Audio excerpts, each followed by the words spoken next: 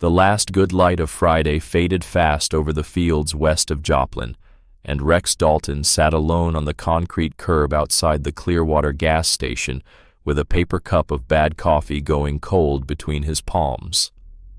The other men were inside laughing at something near the chip display, and the sound of it drifted out through the propped door like something from a different world.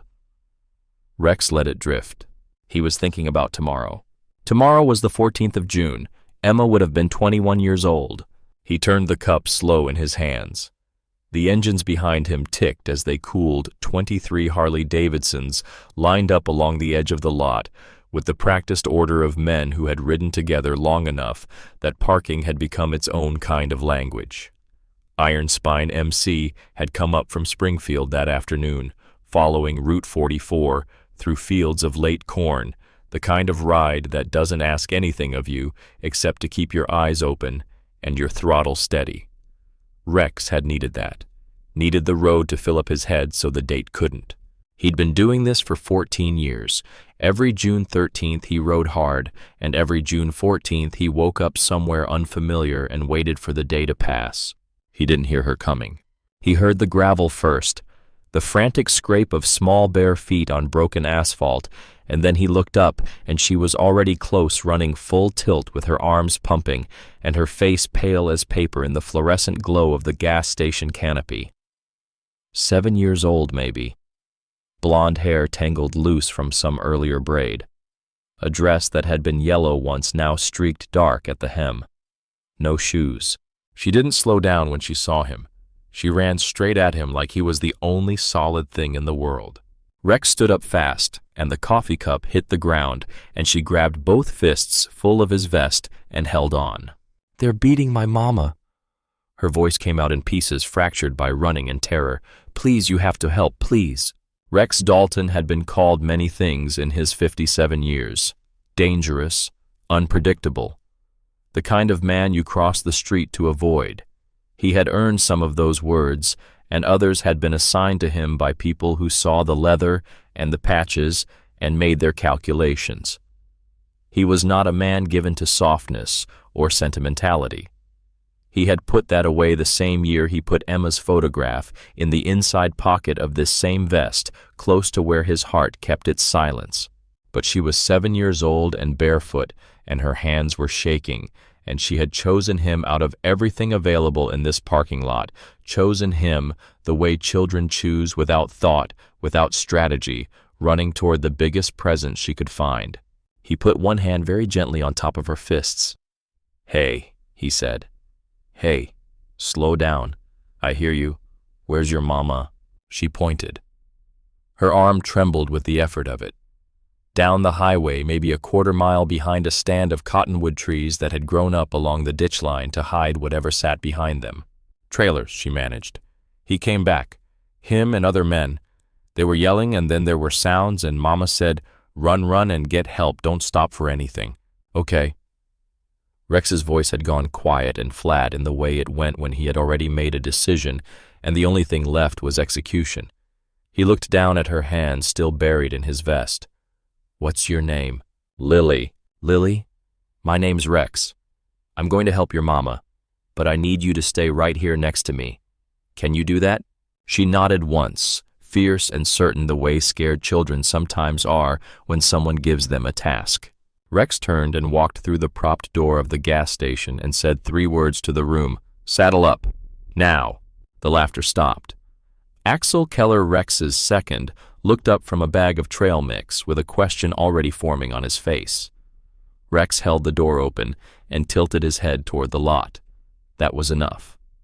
Axel dropped the bag. The others filed out behind him, reading the stillness in Rex's posture, the way men learn to read each other after enough years of riding together.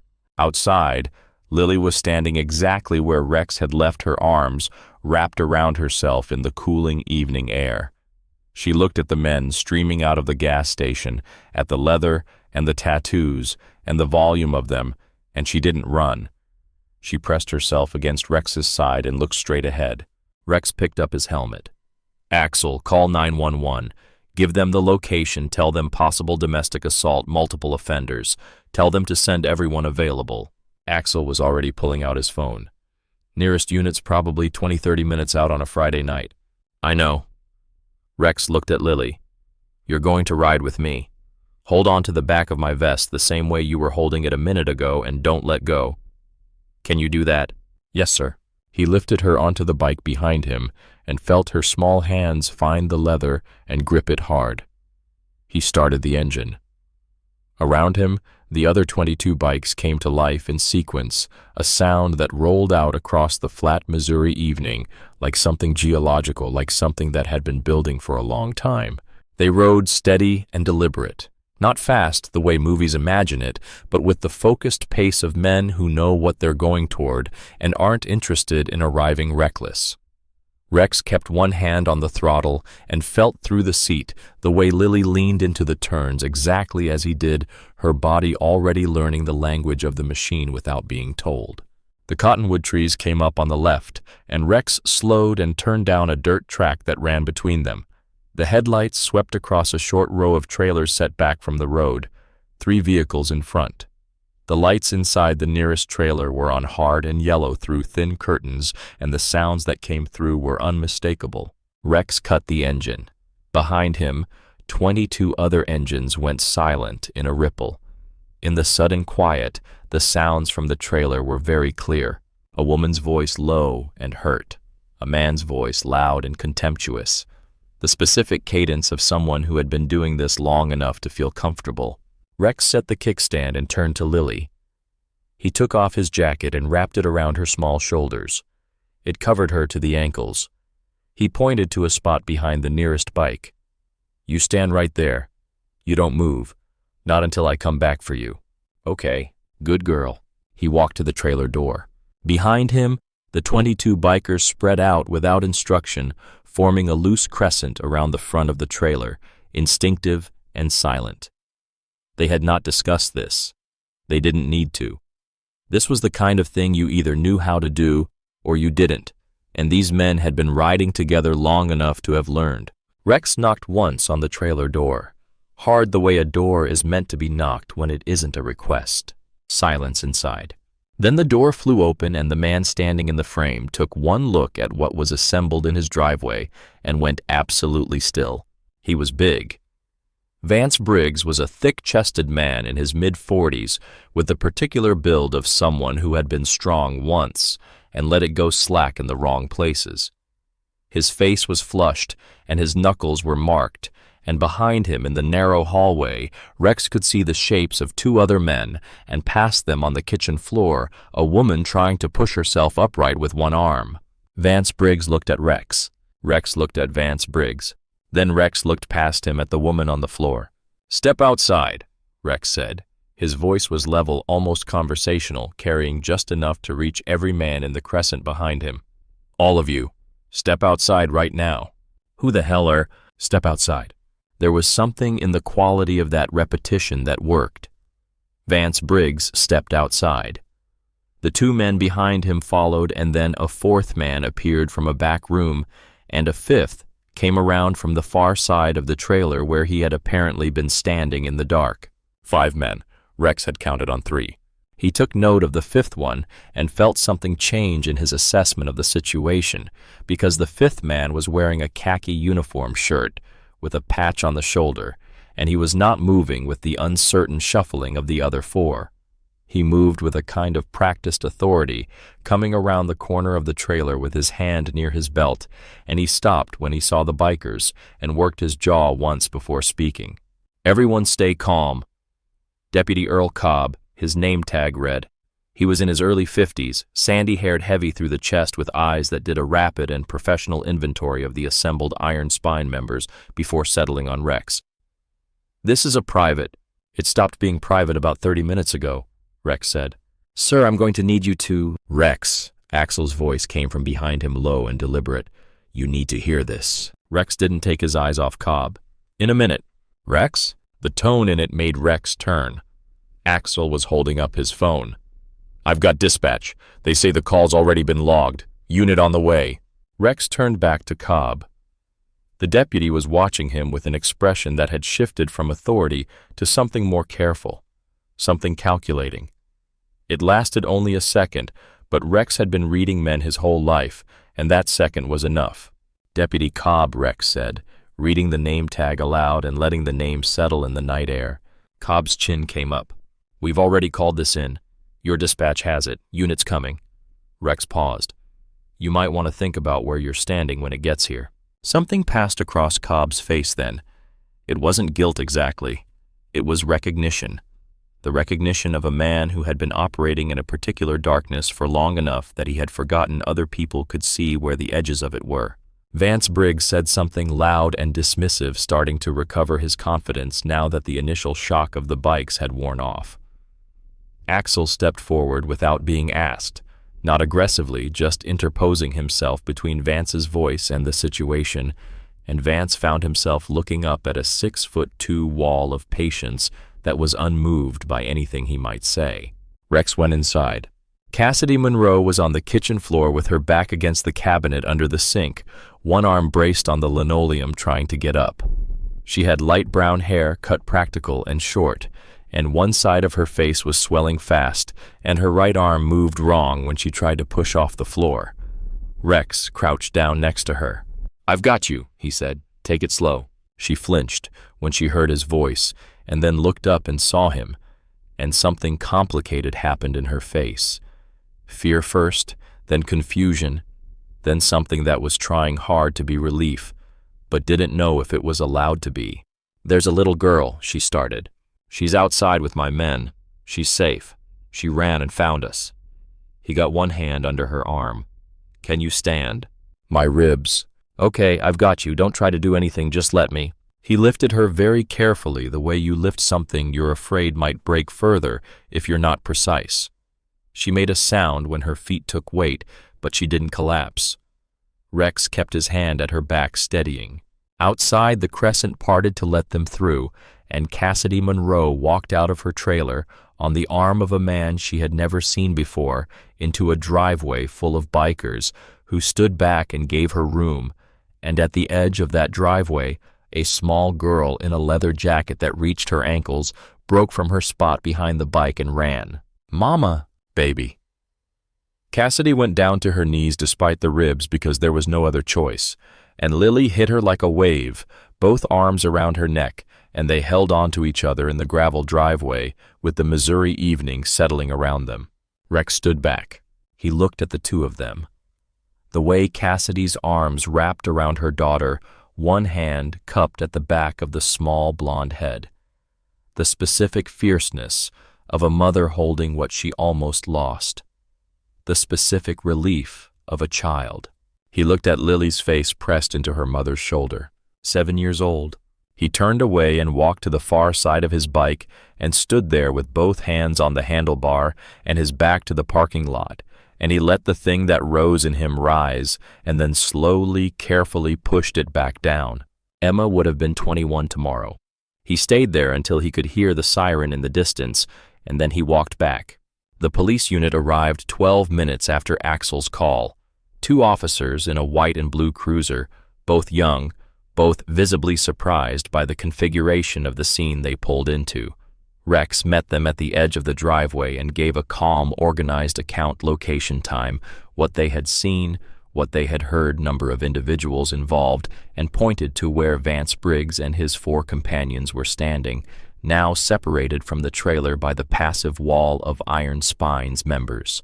Deputy Cobb had not identified himself to the arriving officers. He was standing with the group in the posture of a civilian, hat off, trying to be unremarkable. One of the arriving officers clocked him and went still for a moment, and then continued taking the statement with the careful blankness of someone who had learned to absorb surprising information without broadcasting it. Rex noted all of this. An ambulance came 20 minutes later.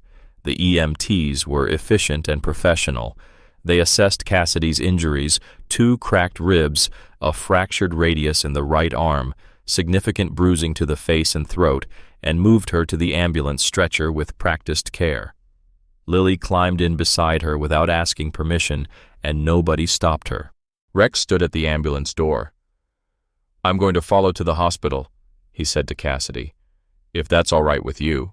She looked at him from the stretcher, The swelling on her face had advanced, and one eye was half closed, but the other was clear and direct, and she studied him for a moment with the particular attention of someone who has learned to read situations quickly and accurately. "Okay," she said. The ambulance pulled out. Rex walked back to his bike and found Axel waiting. "Cobb," Axel said. "I saw him. He wasn't here as backup. No vest, no radio came around from the back of the trailer where nobody called him." "I know." "Rex, if he's here for Briggs—" "I know." Rex put on his helmet. "Get everyone to the hospital. We wait until she's settled." And then Rex looked at the trailer. The officers were talking into radios now, and the remaining men were being separated, questioned, and the normal machinery of intervention was grinding forward. But Deputy Cobb was giving his statement separately, gesturing with the confidence of a man who expected to be believed, and even from 20 feet away, Rex could see the slight deference in the younger officer's posture when Cobb spoke.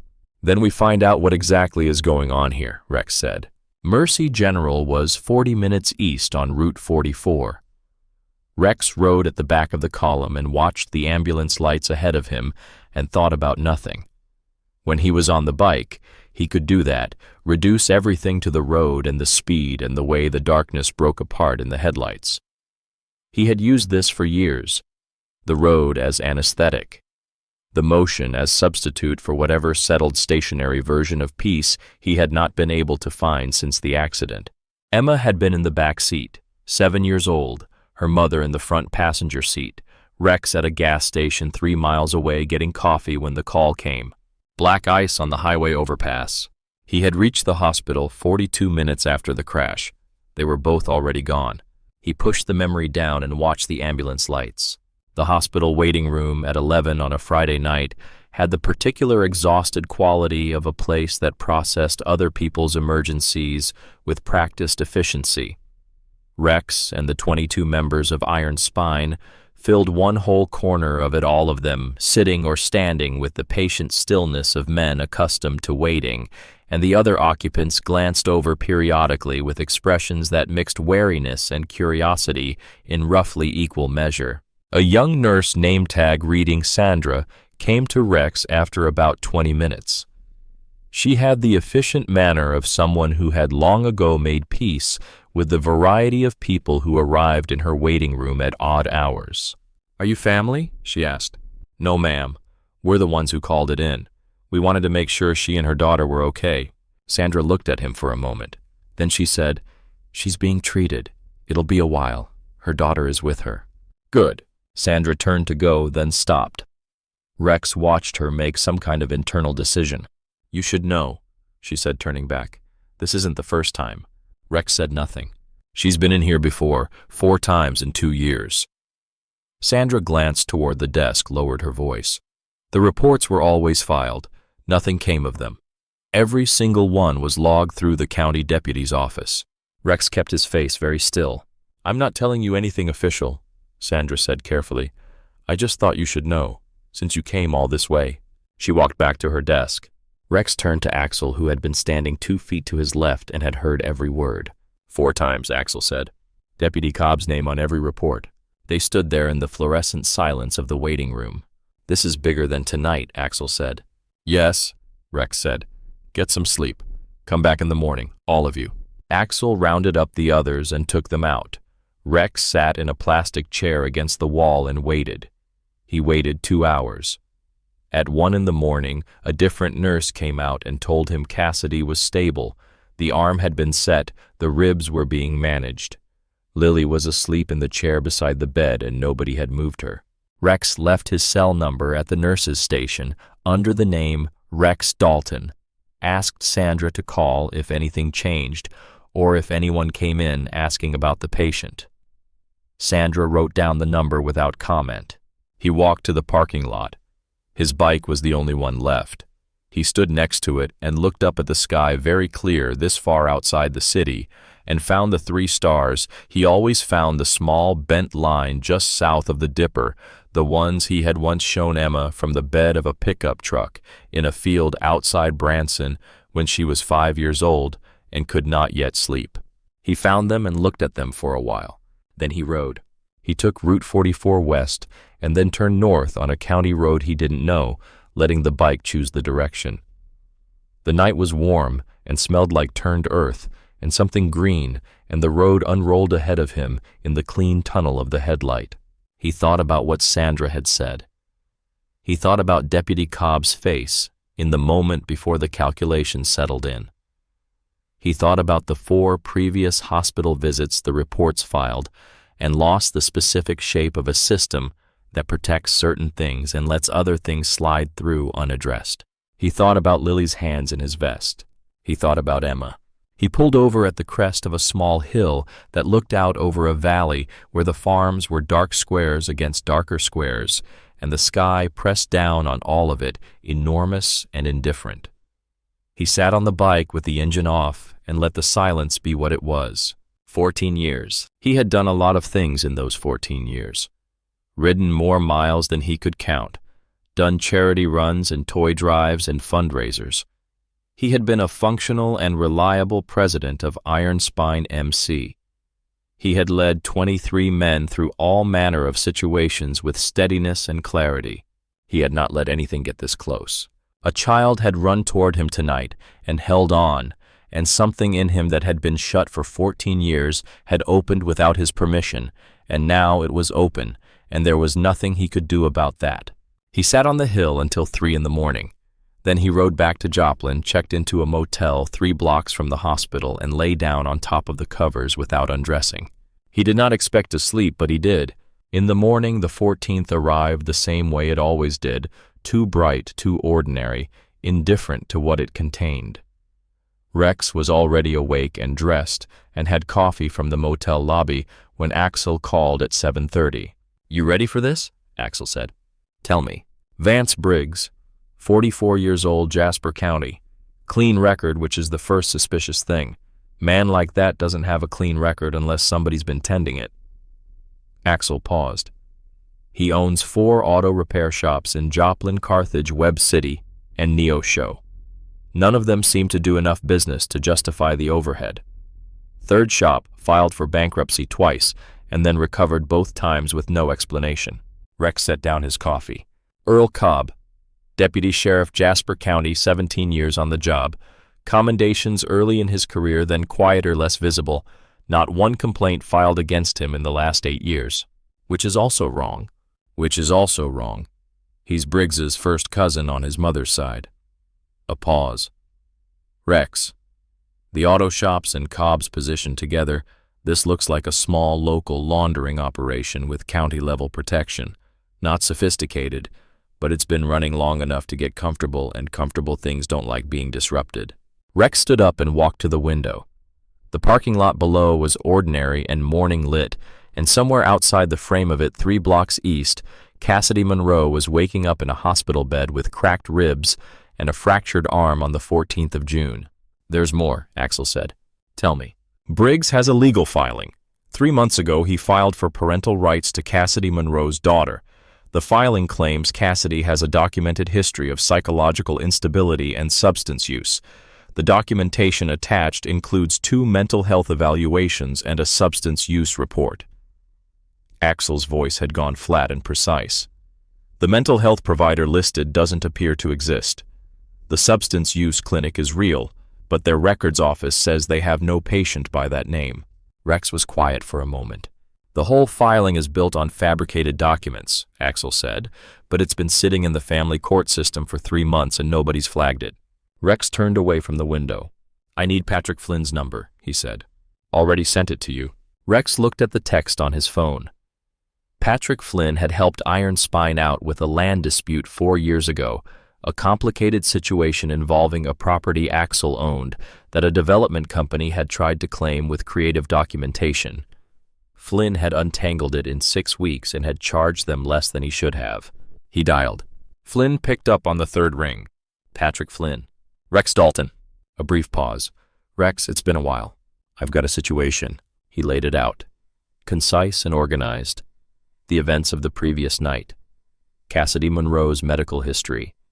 The family court filing and the fabricated documents. Deputy Cobb. The auto shop network. Flynn was quiet through all of it. Rex could hear him moving to a different room, the sound of a chair, then the specific silence of a man writing things down. "Fabricated mental health evaluations," Flynn said when Rex finished.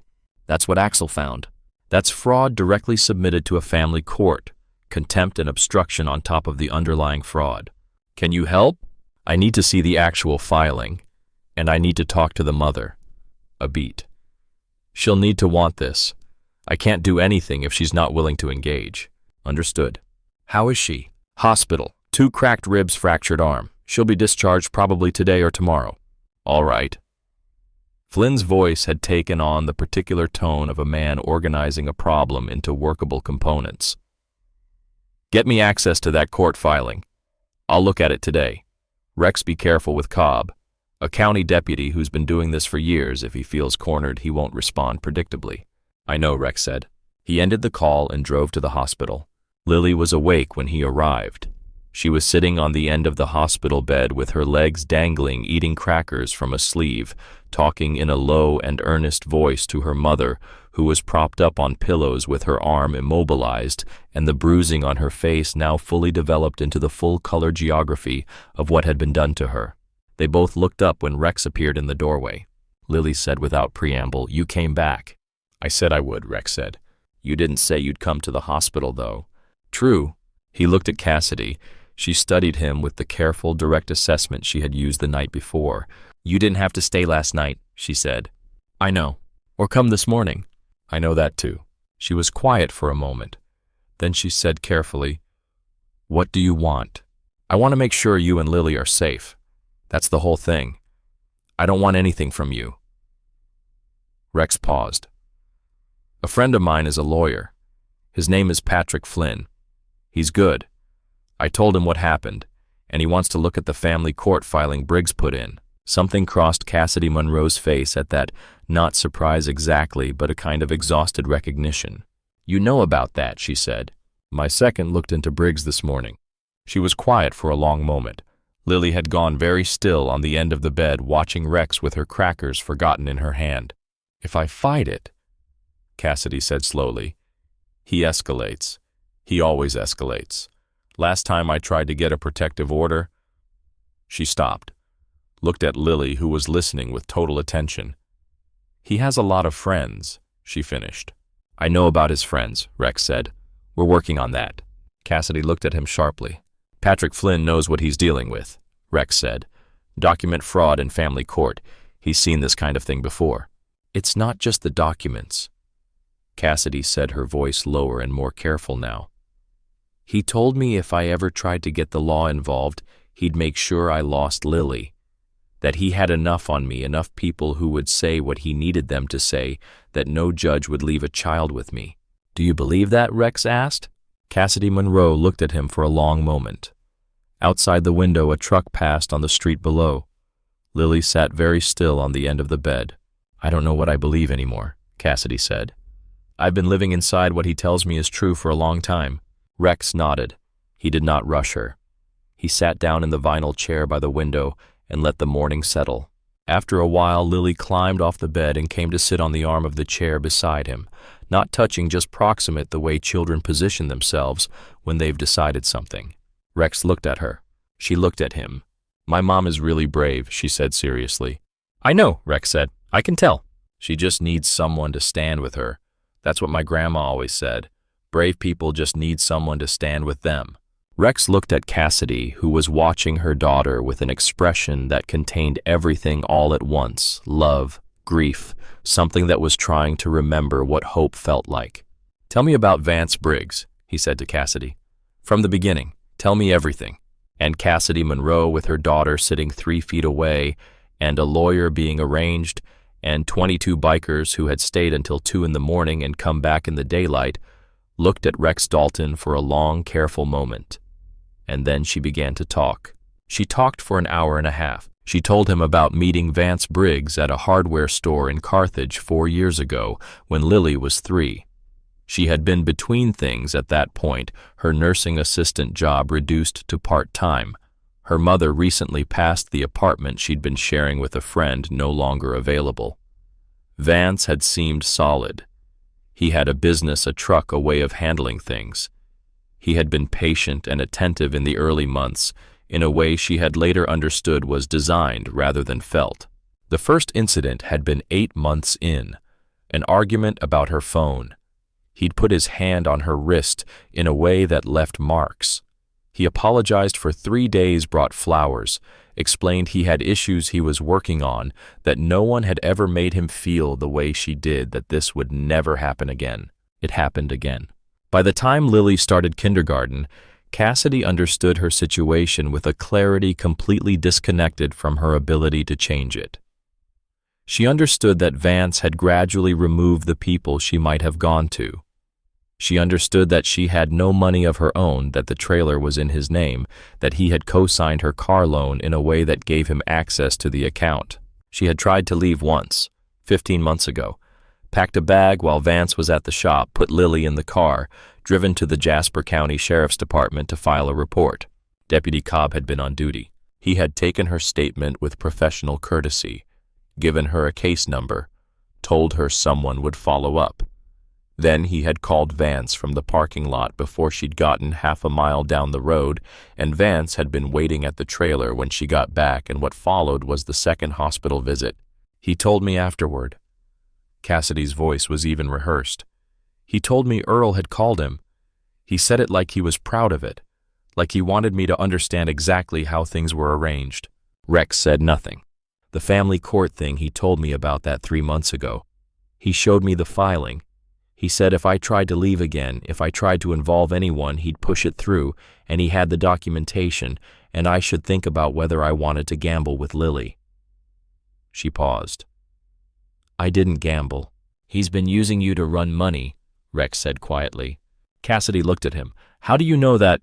It's what the shops are for. The question is your involvement. She was quiet for a moment. I didn't understand what it was for a long time. He'd have me deposit checks, make transfers, tell me it was normal business accounting. I figured it out eventually, but by then I was already... She stopped. By then I was already part of it on paper. Are you? Rex said. Actually part of it. I don't know. I signed things. I made deposits. I didn't know exactly what I was signing, but I don't know if that... Patrick Flynn will know, Rex said. Coerced participation in financial fraud is a very different legal situation from voluntary participation. Tell him everything you told me exactly as you told me. Cassidy was quiet. He's good, Rex said. He'll know what to do with it. And if Vance finds out I talked to a lawyer... Rex thought about the 22 members of Iron Spine MC who had ridden up a dirt road without being asked. He thought about Axel in the hospital corridor with 2 other members already positioned before Rex had said a word about it. You let me worry about that, Rex said. Cassidy Monroe looked at him. For the first time since he'd arrived that morning, the careful assessment in her eyes shifted slightly. Not quite trust takes longer to build than one morning, but at least the precondition for it. The decision to remain in the room. The decision not to refuse. Why are you doing this? She asked. Not aggressively, genuinely. Rex thought about how to answer that. He thought about the way Lily's hands had felt in his vest. He thought about the specific size and terror and courage of her running across that dark parking lot. He thought about the 14th of June and Emma and the 3 stars south of the Dipper. He thought about 14 years of being functional and reliable and useful without letting anything get close enough to matter. Because she ran to me, he said, and I'm not in the habit of turning away from something that needs to be done. He paused. That's all. It wasn't all. He knew that, and she probably knew it too. But it was enough of the truth to be worth saying, and the rest of it was his own to carry. Lily, who had been quiet for a long time, said, Are you like a guardian angel? My grandma used to say guardian angels don't look how you expect. Rex looked at her. No, he said. I'm just a man on a motorcycle who got here when you needed someone. Lily considered this. Then she said with the gravity of someone who has thought the matter through, I think that's close enough. Rex almost smiled. It surprised him enough that he had to look away for a moment. Cassidy was discharged the following morning. Patrick Flynn had looked at the family court filing overnight and called Rex at 6 a.m. The mental health documentation is fabricated, Flynn said. The provider listed is a real clinic in Kansas City, but the evaluator's license number doesn't match any registered practitioner in the state of Missouri. The substance use report is from a real facility in Springfield, but the patient ID number belongs to a different woman, different date of birth, different history entirely. They just swapped names. Rex was standing outside the motel with his coffee. "How hard is it to prove that?" Rex asked. "Not hard at all once someone looks," Flynn said. "The problem is that family courts are overloaded and understaffed, and nobody looks unless someone raises it. Briggs filed this knowing nobody would look unless Cassidy contested it with legal representation, which she couldn't afford and which he'd made sure she was too frightened to seek." "Can you contest it?" "With her consent and cooperation, absolutely. And if she can corroborate the financial coercion, we may also be looking at a federal angle. Financial fraud with family court obstruction gets the attention of people who are larger than Earl Cobb." "That's what I want," Rex said. "I need to meet with her today if possible." "I'll arrange it." Rex ended the call and looked at the parking lot and felt the shape of what was assembling itself slowly, carefully, with the kind of attention required when you're working against people who have made themselves comfortable inside the machinery. He went back inside, poured his cold coffee down the sink, made a fresh cup, and sat down at the small motel desk with a legal pad. He wrote for 40 minutes, organized by person and by fact. 2 columns, what they knew and what they needed to know. The second column was longer than the first, but it was shorter than it had been the night before, and it would be shorter still by tomorrow, and that was how you moved through difficult things, not all at once, but steadily, 1 column at a time. He folded the paper and put it in the inside pocket of his vest next to Emma's photograph. Then he drove to the hospital to bring Cassidy Monroe home. He arrived to find Axel had already beaten him there. Axel was in the hallway outside Cassidy's room, leaning against the wall with a paper coffee cup and the unhurried patience of a man who has decided he is going to be somewhere and has committed fully to the decision. "I figured she'd need a ride," Axel said. "You figured right." Rex looked at him. Axel Keller was 49 years old, lean and deliberate, with the specific economy of motion that comes from years of working with machines that punish carelessness. He had been Rex's second for 6 years, and before that had been the kind of member who is more valuable than his rank suggests. "The others know we're still here," Axel said.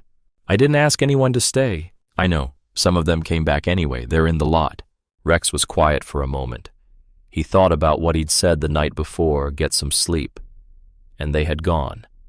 And some had come back. "Tell them thank you," Rex said. "Tell them I mean it." Axel nodded and went. Rex went into the room. Cassidy was dressed and sitting on the edge of the bed, the discharged patient's careful posture, ready to leave, but waiting for the last signature. Her arm was in a support brace, and there was a small bag of prescriptions on the table. Lily was on the chair by the window, reading a magazine clearly too old for her, but which she was studying with serious attention. "Patrick Flynn can meet us this morning," Rex said. "If you're ready." Cassidy looked at him. "I told you last night I'd talk to him." "I know, I'm just checking if you're still sure." She stood up, carefully accommodating the ribs. "I've been doing everything he wanted for 4 years because I thought it was the only way to keep Lily safe." She picked up the prescription bag. "He came to my hospital room last night." Rex went still. "What time?" "Around 9. He didn't come in. He stood at the door. Your man was in the hallway." She paused. "He just stood at the door and looked at me, and then he left. He wanted me to know he could find me. That's what he does. He just wants you to know." "And?" She looked at him straight. "And I'm done letting that be enough." It was a simple sentence. But Rex had been listening to people his entire life, had developed over 57 years a fine and reliable sense for when someone had actually made a decision as opposed to wanting to want to make one, and this was the real thing. "Okay," he said. He picked up her bag and held it. Lily hopped off the chair and came to stand beside her mother and took her uninjured hand, and the 3 of them walked out of the hospital room and down the corridor and through the lobby and out into the June morning. In the parking lot, there were 9 motorcycles and 9 men who stood up when they appeared at the door. Lily stopped walking. She looked at the 9 bikers, all of them standing, all of them looking at her mother. Then she looked up at Rex. "They came back," she said. "Some of them," he said. She worked through this. Then she took a step forward, still holding her mother's hand, and addressed the assembled men with the seriousness of a small person who has decided something important. "Thank you for helping my mama," she said. None of the 9 men said anything for a moment. Then a large man named Diesel, who was the quietest member of Iron Spine and had the most tattoos and had not spoken above a murmur in 3 days of riding, cleared his throat and said, "Any time, kid." Rex looked at the sky. Emma would have been 21 years old today. He thought he might be okay. Patrick Flynn's office was on the 2nd floor of a building on Main Street in Joplin that had been a hardware store in a previous life and still smelled faintly of machine oil and cut lumber. Flynn was a compact, precise man of 53 with gray at his temples and the particular energy of someone who had learned to think quickly and never fully switched it off. He met them in the small waiting area, shook Cassidy's hand carefully, given the arm, and crouched to Lily's level with the natural ease of someone accustomed to children. "There's a room with some books and a television," he said to Lily. "Greta will be there. Is that okay with you?" Lily looked at her mother. Cassidy nodded. Lily went with Greta without protest, though she turned at the door and gave Rex a look that contained a question. "We'll be right here," Rex told her. Flynn's office had 2 windows overlooking Main Street and a desk covered in the organized chaos of active work. He sat across from Cassidy and Rex and opened a folder. "I'm going to go through what I found in the filing," Flynn said, "and then I'm going to need you to tell me everything you can remember about your financial involvement with Briggs's businesses. All of it, even the parts that are uncomfortable." Cassidy said, "All right. Nothing you tell me leaves this room without your consent. Attorney-client privilege. Are you okay with Rex being present?" Cassidy glanced at Rex. "Yes." Flynn nodded and started talking. He laid out the fabricated documents with methodical precision. The mental health evaluations, the license numbers that didn't match the provider address that turned out to be a vacant lot in Kansas City. The substance use report, the real clinic in Springfield, the real patient record number, the name that had been substituted. The pattern of it all, which was not sophisticated, but was calculating in a way that required someone with enough familiarity with legal documentation to know what fields were and weren't typically verified. "This wasn't put together by Vance Briggs alone," Flynn said. "Someone with legal experience helped structure this. Not necessarily a licensed attorney, but someone who has worked inside the system." Rex thought about Earl Cobb. 17 years as a deputy sheriff, processing reports, handling family situations, knowing what documentation looks like from the inside. "The good news," Flynn continued, "is that the fabrication is provable. I can have affidavits from both clinics by end of next week. The license number discrepancy alone is enough to get the filing dismissed and open a fraud investigation." "And the family court case?" Cassidy asked. "Goes away. A family court judge presented with documented fraud in a filing will dismiss it and potentially refer the matter for criminal prosecution." Cassidy absorbed this. "What about my involvement in the financial side?" she asked carefully. Flynn set down his pen. "Tell me exactly what you did. Start at the beginning." She told him. The checks she'd deposited, the accounts, the transfers.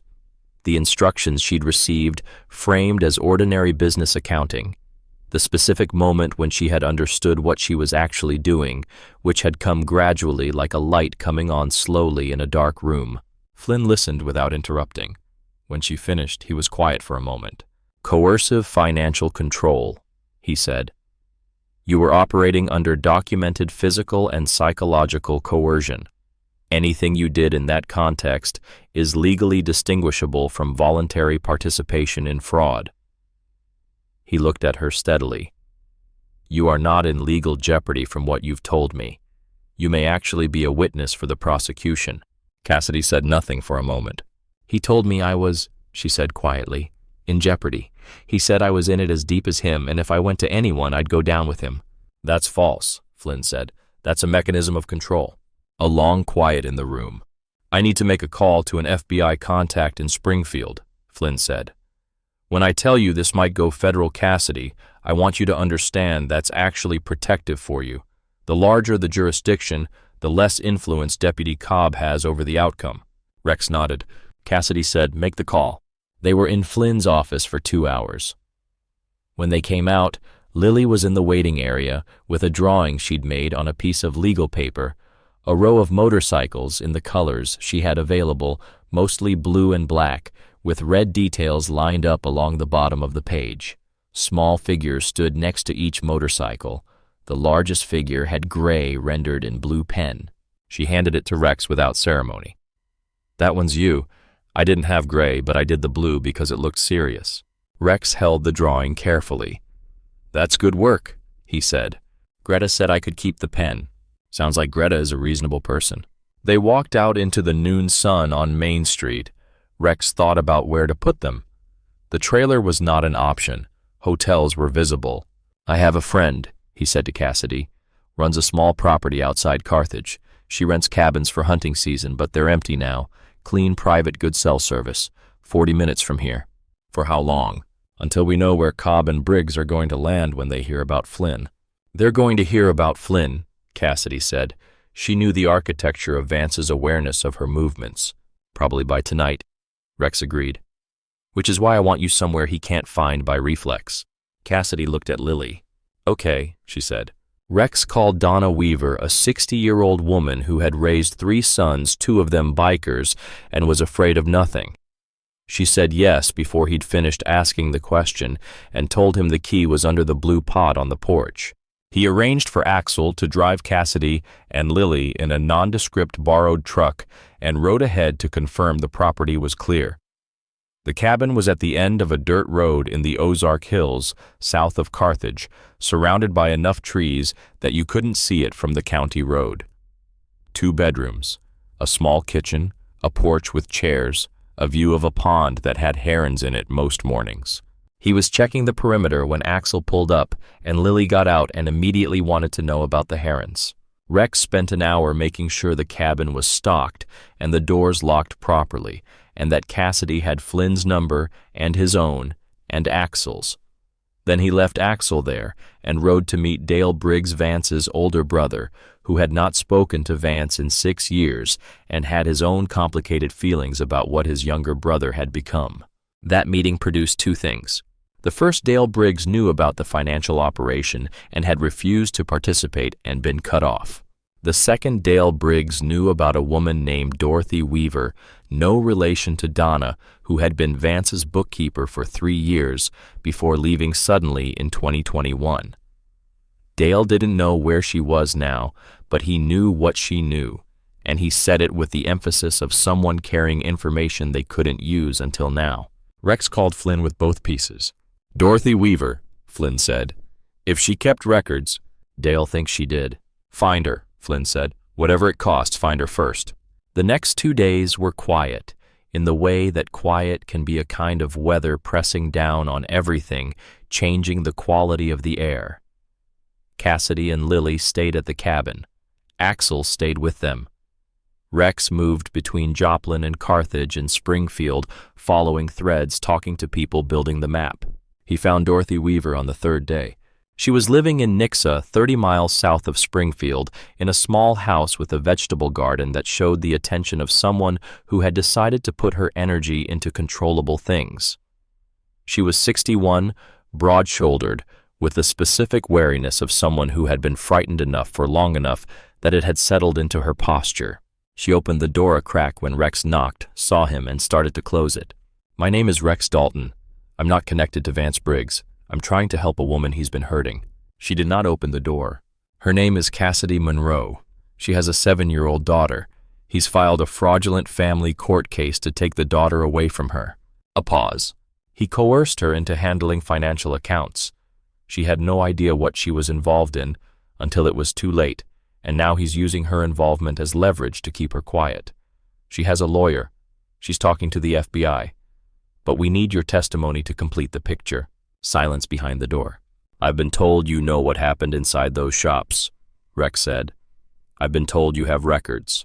The chain scraped. The door opened. Dorothy Weaver looked at him with the careful eyes of someone measuring the gap between what they want to do and what they believe they can survive. "I have records," she said. "I kept them when I left. I kept them because I thought someday someone would come asking. She paused. I didn't think it would be a biker on my front porch. Life surprises you, Rex said. Something shifted in her expression, not humor exactly, but an adjacent thing. Come in, she said. I'll make coffee. She sat across from Rex at her kitchen table with a shoebox that had come from a back closet shelf, the kind of shelf where things are stored that are too important to throw away and too dangerous to keep where they can be easily found. Inside were printed spreadsheets, bank statements, copies of invoices, and a handwritten ledger with her own annotation of the discrepancies she had documented. I worked for Vance for 3 years, she said. The first year was normal, routine shop accounting. The second year, things started looking odd. Money coming in that didn't match repair orders. Account transfers to companies I couldn't find in any business directory. She turned pages in the ledger. I asked him about it once. He smiled and told me some clients preferred to pay in cash for tax reasons and not to worry about it. Rex looked at the figure she was pointing to. I started keeping copies. Some instinct.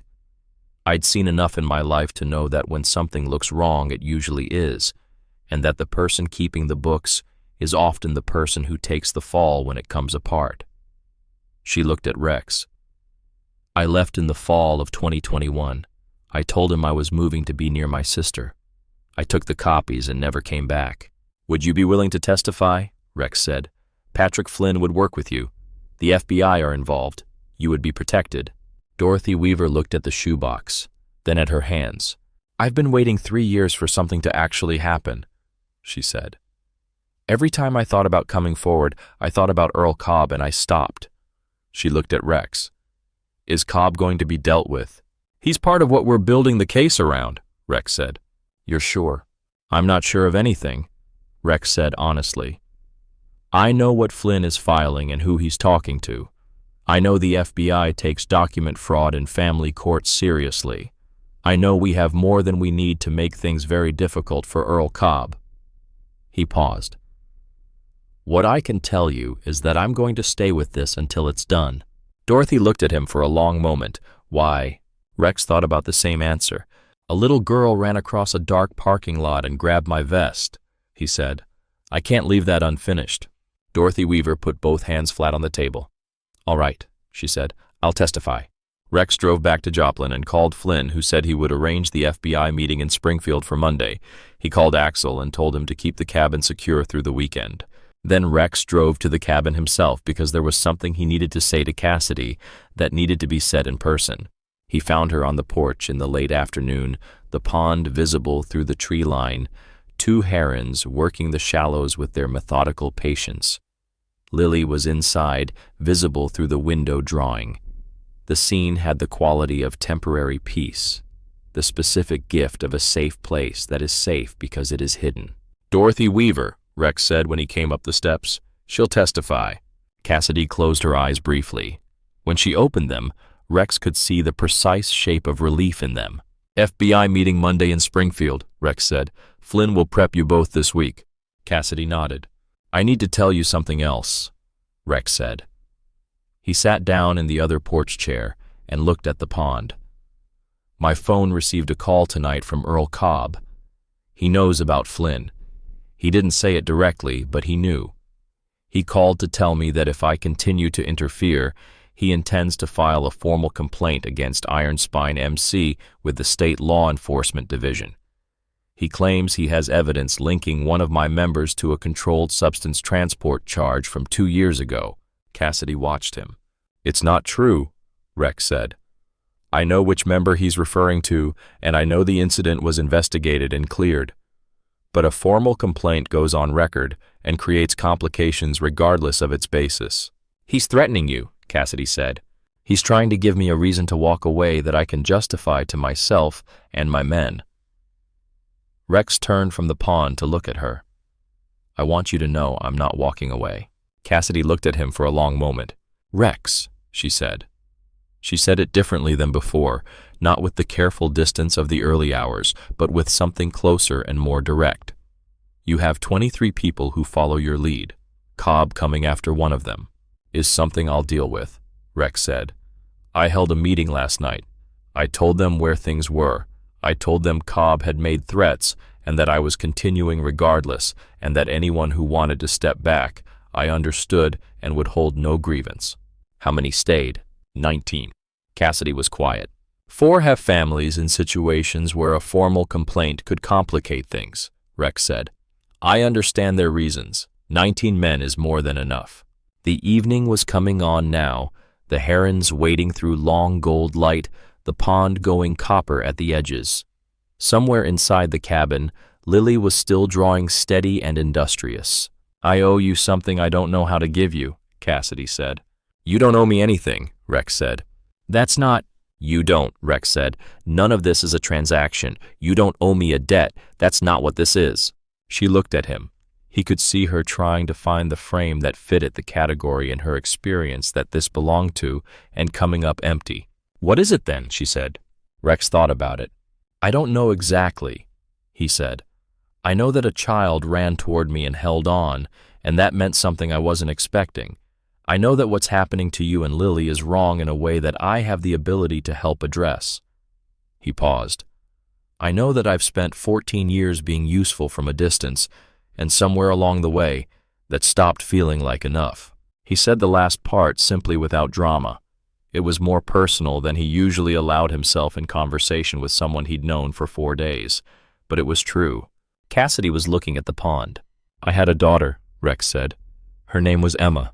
She died 14 years ago. She was 7 years old." A long silence. The herons moved. "I'm sorry," Cassidy said. "I don't tell people usually," Rex said. "I'm telling you because you asked why I'm doing this, and the honest answer has that in it somewhere, and you deserve the honest answer." Lily appeared at the screen door. "Mom, can I come out?" "Come out," Cassidy said. Lily came out with her drawing and sat on the porch steps and arranged herself and her paper in the last of the evening light with the purposeful contentment of a child who knows where she is and considers it safe. She didn't join the conversation. She just drew. Her presence on those steps was its own kind of statement about the situation. Rex looked at the pond. He thought about Monday's FBI meeting. He thought about Dorothy Weaver's shoebox. He thought about Patrick Flynn's voice when he said the case was buildable, the particular confidence of a man who has found solid ground under a complicated thing. He thought about Earl Cobb and what a man like that does when the ground starts to shift. He thought about 19 men and the sound of their engines. The darkness came in across the pond, and the herons flew, and Lily drew in the remaining light until her mother called her in, and Rex sat on the porch of Donna Weaver's hunting cabin in the Missouri hills and felt for the first time in 14 years like he was exactly where he was supposed to be. He didn't know yet how hard the next part was going to be. He sat there in the dark and was present for it anyway. Sunday came in heavy and humid, the air thick with late corn and something sweet from the fields. Rex had taken a room in Carthage rather than drive back to Springfield because 30 minutes from the cabin was better than 2 hours away. He spent the morning with a legal pad, the same method he always used when he needed to understand the shape of a problem. The knowledge column had grown substantially. The question column had shrunk to its essential remaining unknowns.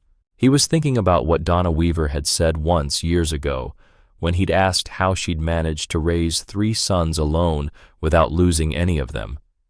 She'd said, "The dangerous moment isn't when things are bad. It's when someone who's been comfortable realizes things are about to change." He was thinking about this when Axel called. "Something happened this morning," Axel said. Rex set down the pen. Briggs came to the cabin road. Not close. He stopped at the county road turnoff and sat in his truck for about 10 minutes. Then he drove off.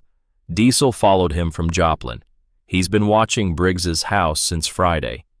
Briggs drove to Carthage, turned south, went exactly to the county road junction and stopped, then drove back. Rex thought about this. He doesn't know exactly where they are, Rex said. He just knows it's somewhere in this direction. That's my read, but he's looking. "Move them," Rex said. "Where to?" "Flynn has a guest room above his office. Call him." "Rex, I know. But if Briggs is driving roads looking for them, the cabin isn't safe anymore. Flynn's building in downtown Joplin is better. Visible controlled access, one entrance. And if Cobb runs the plates on cars parked on Main Street, then Cobb knows they're with Flynn, which he probably already suspects. At that point, the courthouse and FBI being 40 minutes away is a feature rather than a problem. Okay, Axel said. Rex ended the call and wrote in the question column, "How does Briggs respond when cornered?" and underneath it, "What is Cobb willing to do?" He called Flynn. "Monday is still on," Flynn said before Rex could speak. "Hartwell confirmed an hour ago. He's bringing a colleague from the Financial Crimes Division. They want Dorothy Weaver there, they want Cassidy, they want everything." "Briggs is driving roads looking for where Cassidy is," Rex said. "How close did he get?" "Close enough. I'm moving them to your building this afternoon." "Guest room's ready. Greta left keys on the counter." "I'll be there at 7 tomorrow," Rex said. "Rex." Flynn's voice shifted. "Hartwell said something this morning you should know. He said this isn't the first time Jasper County has come across their radar. There's a pattern of reports going back further than what we have all suppressed at the county level, all traceable to the same deputy's involvement." He used the word systemic. Rex was quiet. "How many cases?" He didn't say exactly. He said more than this one. Rex thought about what that meant. Other women, other situations, other people whose reports had been filed and then made to disappear under Earl Cobb's patient management. "That makes Monday more important," Rex said. "Yes, it does," Flynn said. Rex spent the rest of Sunday moving. He drove to Nixa to check on Dorothy Weaver, found her calm, and prepared the shoebox already organized for the meeting. He drove to Flynn's building and walked the access points, checked the street, identified the angles. He drove to the county road junction south of Carthage and sat for a while looking at the turnoff where Briggs had parked that morning, trying to understand what a man thinks when he sits in his truck at the edge of a road, looking for a woman and child he believes he still owns. He didn't find the answer there. He drove back to Joplin. He was at Flynn's building at 7:15 the next morning. Cassidy and Lily were already up. Lily had been awake since 6, according to Axel, had eaten 2 bowls of cereal and asked 17 questions about the FBI, which Axel had answered as accurately as he could. Flynn arrived at 8 with coffee from the place on the corner, and Dorothy Weaver arrived at 8:30 with her shoebox and a composed, careful face that showed what it cost her to be there. Hartwell and his colleague, an agent named Morse, arrived at 9. The meeting lasted 4 hours. Rex was not in the room for most of it. He and Axel and 2 other members of Iron Spine sat in Flynn's waiting area and did what they were good at doing, which was being present without being in the way. Lily sat with Rex and drew motorcycles on a fresh stack of legal paper that Greta provided. She drew 12 of them all in different colors and lined them up in a row along the edge of the table with small figures standing next to each one. "Are they guarding something?" Rex asked. "Yes," Lily said. "They're guarding the road so nobody bad can come down it." Rex looked at the row of paper motorcycles. "That's a good assignment," he said. At 1 in the afternoon, the meeting room door opened, and Flynn came out with the particular energy of a man whose work had just done what he designed it to do. Hartwell and Morse followed both with the measured expressions of professionals who had just received more than they came for. Flynn looked at Rex. "They're opening a full investigation," Flynn said. "Briggs Cobb, the financial network, the family court fraud, the whole structure." Rex nodded.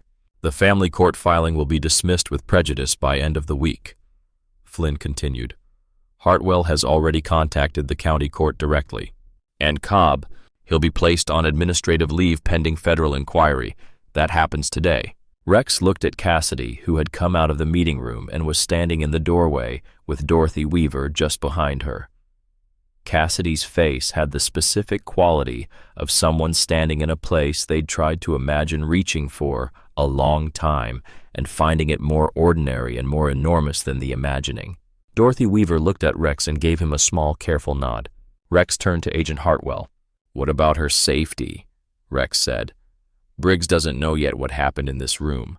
When he finds out, we'll have a unit watching the building tonight," Hartwell said. "We're serving Briggs with a notice of investigation tomorrow morning. His lawyer will tell him to keep his distance. His lawyers follow his instructions more than he follows their advice," Rex said. Hartwell looked at Rex steadily. We know that type. We're prepared for it. Rex thought about what prepared meant in practice when a man with Vance Briggs's particular psychology received the news that his mechanism of protection had been removed and his operation was under federal scrutiny. He thought about how fast someone like that could move. "I'd like to keep my men around tonight," Rex said. "Not obstructing, not visible, just present." Hartwell said, "I can't officially endorse that." "Understood," Rex said. There was a pause. "I also can't officially tell you where we're planning to station our unit," Hartwell said. "Which means I can't tell you the north side of the building will be covered and the south side will have a gap between 8 and 10 while the shift changes." Rex understood. "Thank you," he said. That evening, Rex stationed Axel and 4 men on the south approach to Flynn's building between 7 and midnight. He positioned 2 more on the north side, supplementing the federal unit's coverage. He drove the perimeter himself twice, learning the geometry of the streets, the angles, the movements of the ordinary evening traffic. At 8:43, Vance Briggs's truck turned onto Main Street. Rex was on the parallel street to the west when Axel's text came in. He brought the bike around and came up behind the truck at the intersection. Briggs's truck slowed in front of Flynn's building, engine idling. Rex pulled up alongside. He sat on his bike next to the truck and looked through the window at Vance Briggs, who looked back at him. They held that for several seconds. Briggs's jaw worked. His hands were visible on the wheel. Rex did not move. He sat on his bike with his hands on the bars and looked at Vance Briggs with the specific quality of attention that communicates absolute certainty, not threat, not aggression, just the unmistakable presence of someone who has decided something and is not available for renegotiation. Behind Rex, Axel had come around from the south approach on his own bike. 2 more bikes appeared from the direction of the hardware store lot, another from the east, another from the west, until there were 6 bikes surrounding the truck at the intersection in the amber light of the Joplin evening. 19 had said they'd stay. 6 showed up when it mattered. That was how it always worked. Vance Briggs sat in his truck for a long moment. Then he put it in reverse and backed up and turned and drove away down Main Street until his taillights disappeared. Rex sat on his bike at the intersection for a while longer. Then he went back to his watch position. At midnight, Hartwell's unit confirmed quiet, and Rex stood down his men. He sat on his bike in the parking lot of the Joplin laundromat across from Flynn's building and looked up at the second-floor window where the light was still on the silhouette of a woman reading the smaller silhouette of a child asleep in the chair beside her. He sat there until the light went out. Then he rode. Tuesday arrived with the particular weight of a day that contains a reckoning. Flynn called at 7 in the morning. "They served Briggs at 6:30 this morning," Flynn said. "Notice of federal investigation, financial fraud, coercive family control obstruction." A pause. "Cobb was placed on administrative leave at 6 a.m. His supervisor called me personally to confirm." How did Briggs take the notice? His attorney was there. But according to the agent who served it, Briggs said 2 things that weren't for his lawyer's ears. Flynn paused. He said, quote, "She did this," and then he said, quote, "I'll make her wish she hadn't." Rex was already standing. "The agent documented both statements," Flynn said. "That's direct threatening language in the presence of a federal officer, which opens additional charges." "He's not rational right now," Rex said. "No. He's cornered and frightened, and he's been running his operation for years on the basis that consequences don't apply to him. Finding out they do is not a gentle process for men like that." Rex thought about the specific danger of a cornered man who believed in his own exemption from consequence. He thought about the truck at the county road junction. He thought about the note at the hospital. "Where's Cobb?" Rex said. "Home. He was told to surrender his service weapon and stay available for interview. His attorney is involved now." Flynn paused.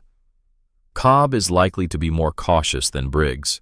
He has more to lose and more experience with how these processes work. He knows that visible action right now only helps the case against him. And Briggs doesn't have that kind of patience." "Exactly," Flynn said. Rex set down the coffee. "I want Cassidy and Lily out of the building today," Rex said. "Somewhere Briggs doesn't even have a starting point to look." "How far out are you thinking?" "Springfield or further," Rex said. "Let her decide," Flynn said. "She's been having her decisions made for her for 4 years. I'll ask her, Rex said. Not tell her. He went to Flynn's building at 8. Cassidy was in the kitchen with Lily. She looked at Rex when he came in, and he could see she already knew from his face that something had moved. He told her, short and clear. Where Briggs was, what was being done, what Hartwell's team was doing, where Rex was going to be. Here, he said. I'm staying here. This is where I need to be. She nodded. What do we do? We stay inside, keep Lily calm, let the process work. She was quiet. Then, Rex, I need you to know that whatever happens today, I made the decision to fight this. Not because you pushed me, because I decided. I know, Rex said. I just needed to say it. I know that too, he said, and it's the most important thing that happened this week. She looked at him in the kitchen light. He could see the specific quality of someone who has been through something and arrived somewhere not defeated, stillness, but resolved. Go be with Lily, he said. He went downstairs. The next 3 hours were the kind of waiting that has its own texture, not passive, but active, the waiting of someone who is attentive and prepared and has made their dispositions correctly and is now allowing events to complete their movement. Axel's texts came in at intervals. Briggs reached Donna Weaver's property at 9:17. He found it dark and empty. He walked the perimeter of the cabin. He tried the door, found it locked, went back to his truck. He sat in his truck for 40 minutes. At 10:03, Hartwell's unit arrived and made contact. Briggs was arrested at 10:11 on charges including violation of terms of an active federal investigation, trespass, and threatening a federal witness. Rex read the last text and set the phone on the coffee table. Garrett, who had come by an hour earlier and was sitting in the armchair across from him, said, "He got him."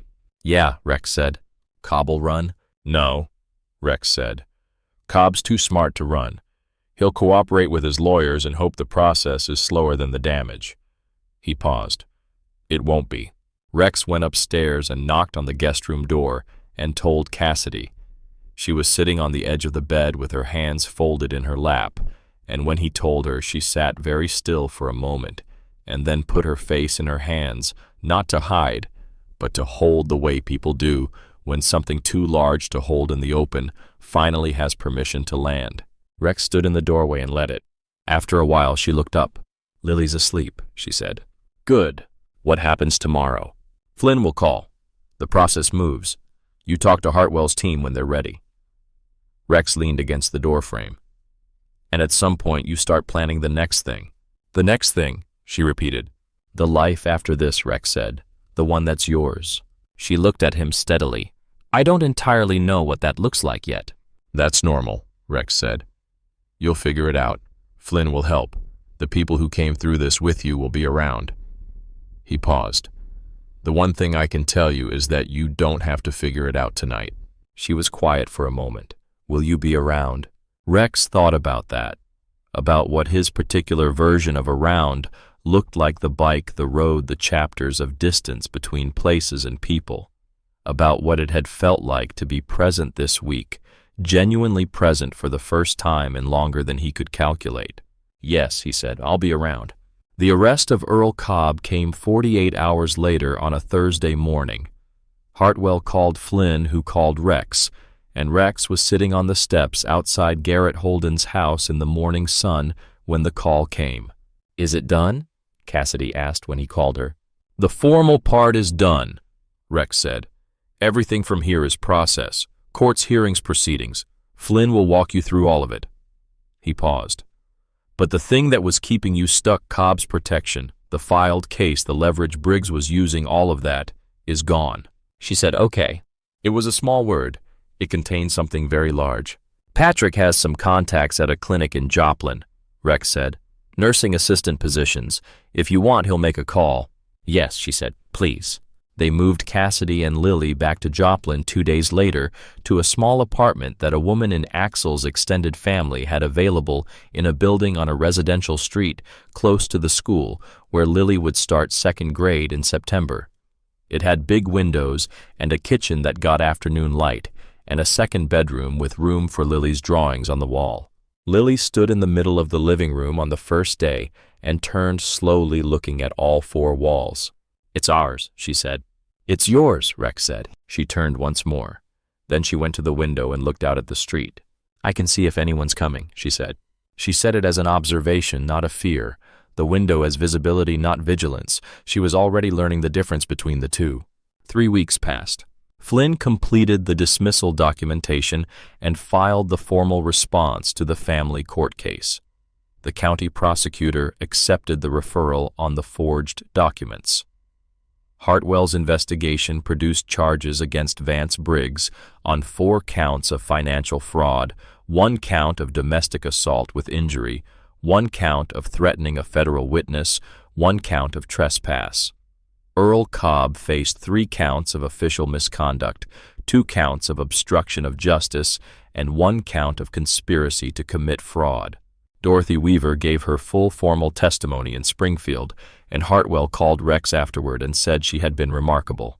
Rex told her that when he called to check on her, and Dorothy said in the voice of a woman who had been waiting 3 years to do something and had finally done it, it felt like putting something down that I'd been carrying too long. Rex understood that. Cassidy started the job at the Joplin Clinic the 2nd week of August part-time, while Flynn completed the final paperwork, then full-time by September. She told Rex it felt strange and good the way familiar things feel after you've been away from them. The work itself unchanged, the person doing it altered in ways she was still discovering. Lily started 2nd grade. Before he left Joplin the following week, Rex had made 2 stops. The first was to Flynn's office, open at 7:30, because Flynn was the kind of man who kept early hours when a case was in its final stages. They went through the remaining items: the January hearing date, the ongoing federal process, the contact information for the intake lawyer who would handle Cassidy's civil recovery claim. Flynn handed him a folder. Give her this. It's the final dismissal documentation and a letter explaining the civil process. Rex took the folder. Flynn looked at him over the desk. You did something good here. Rex said nothing. I'm going to say it anyway, Flynn said.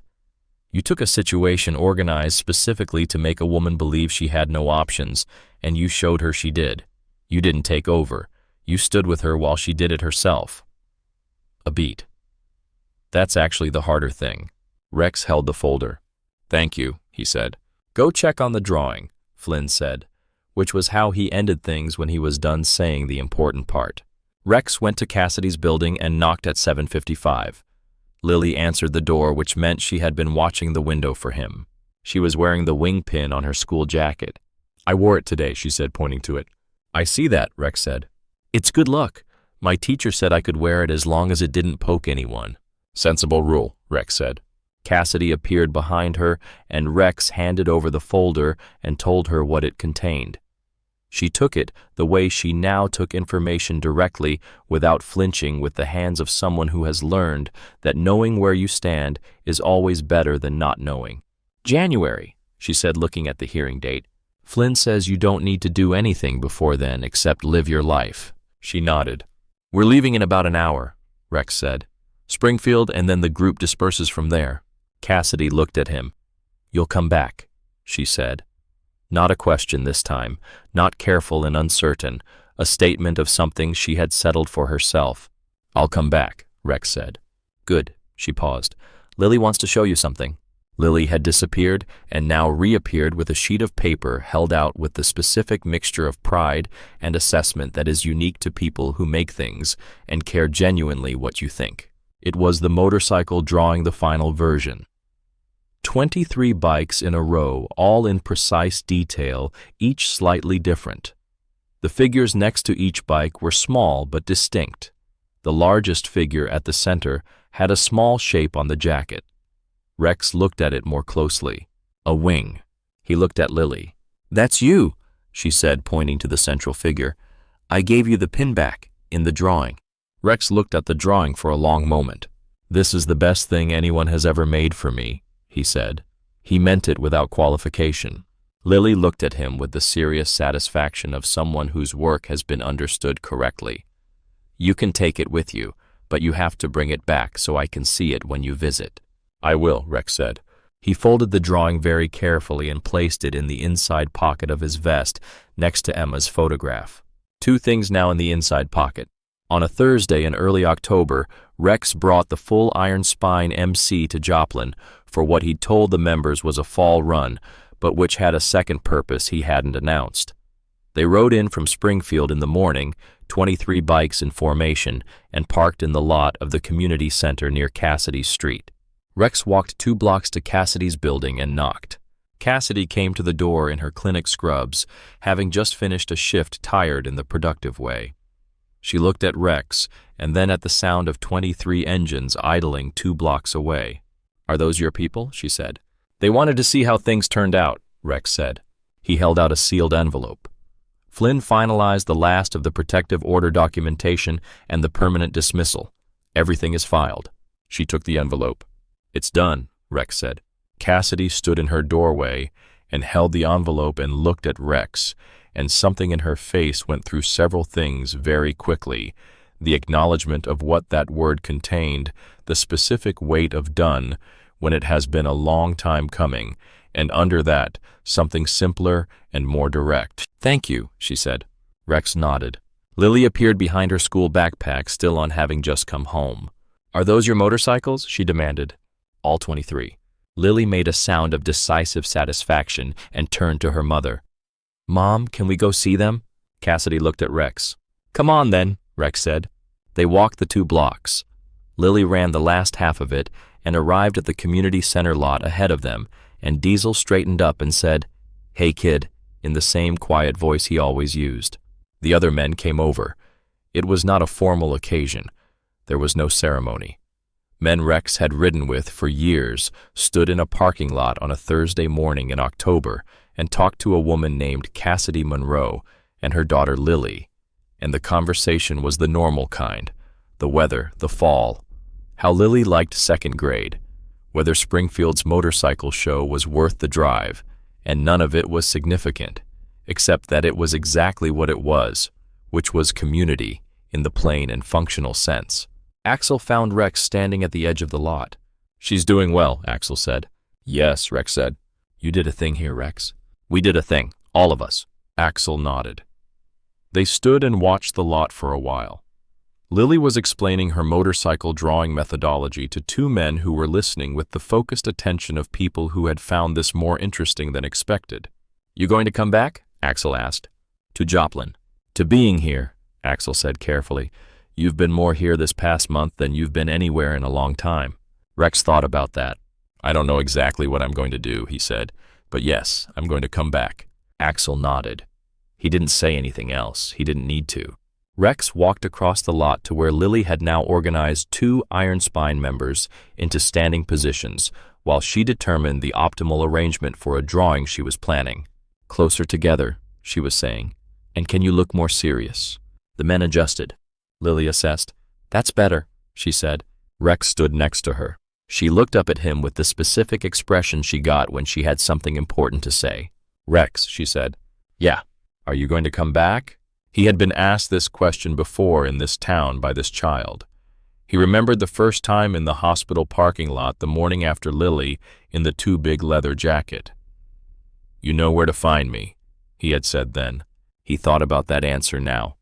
He thought about what it means to be findable, to be the kind of person who can be located when something needs to be done. He thought about 14 years of being useful at a distance and what the month of June had cost him and given him. He reached into the inner pocket of his vest next to Emma's photograph and took out a small item. It was a pin. Small silver, shaped like a wing. He had carried it in that pocket since the June 14 years ago when he had packed away everything that couldn't ride. He had carried it because he couldn't not carry it, because some things you don't put down even when you think you should. He crouched down to Lily's level. She watched him. He pinned the wing to her jacket carefully, the way you handle something that has been carried a long time and is being given forward. "For bravery," he said. "It took courage to run across that parking lot." Lily looked down at the pin, then at him. "It was yours," she said. She had understood immediately the way children do what the pin was. "It still is," Rex said. "You're just going to keep it for me for a while." She considered this with great seriousness. "Okay, I'll take good care of it." "I know you will," Rex said. He stood up.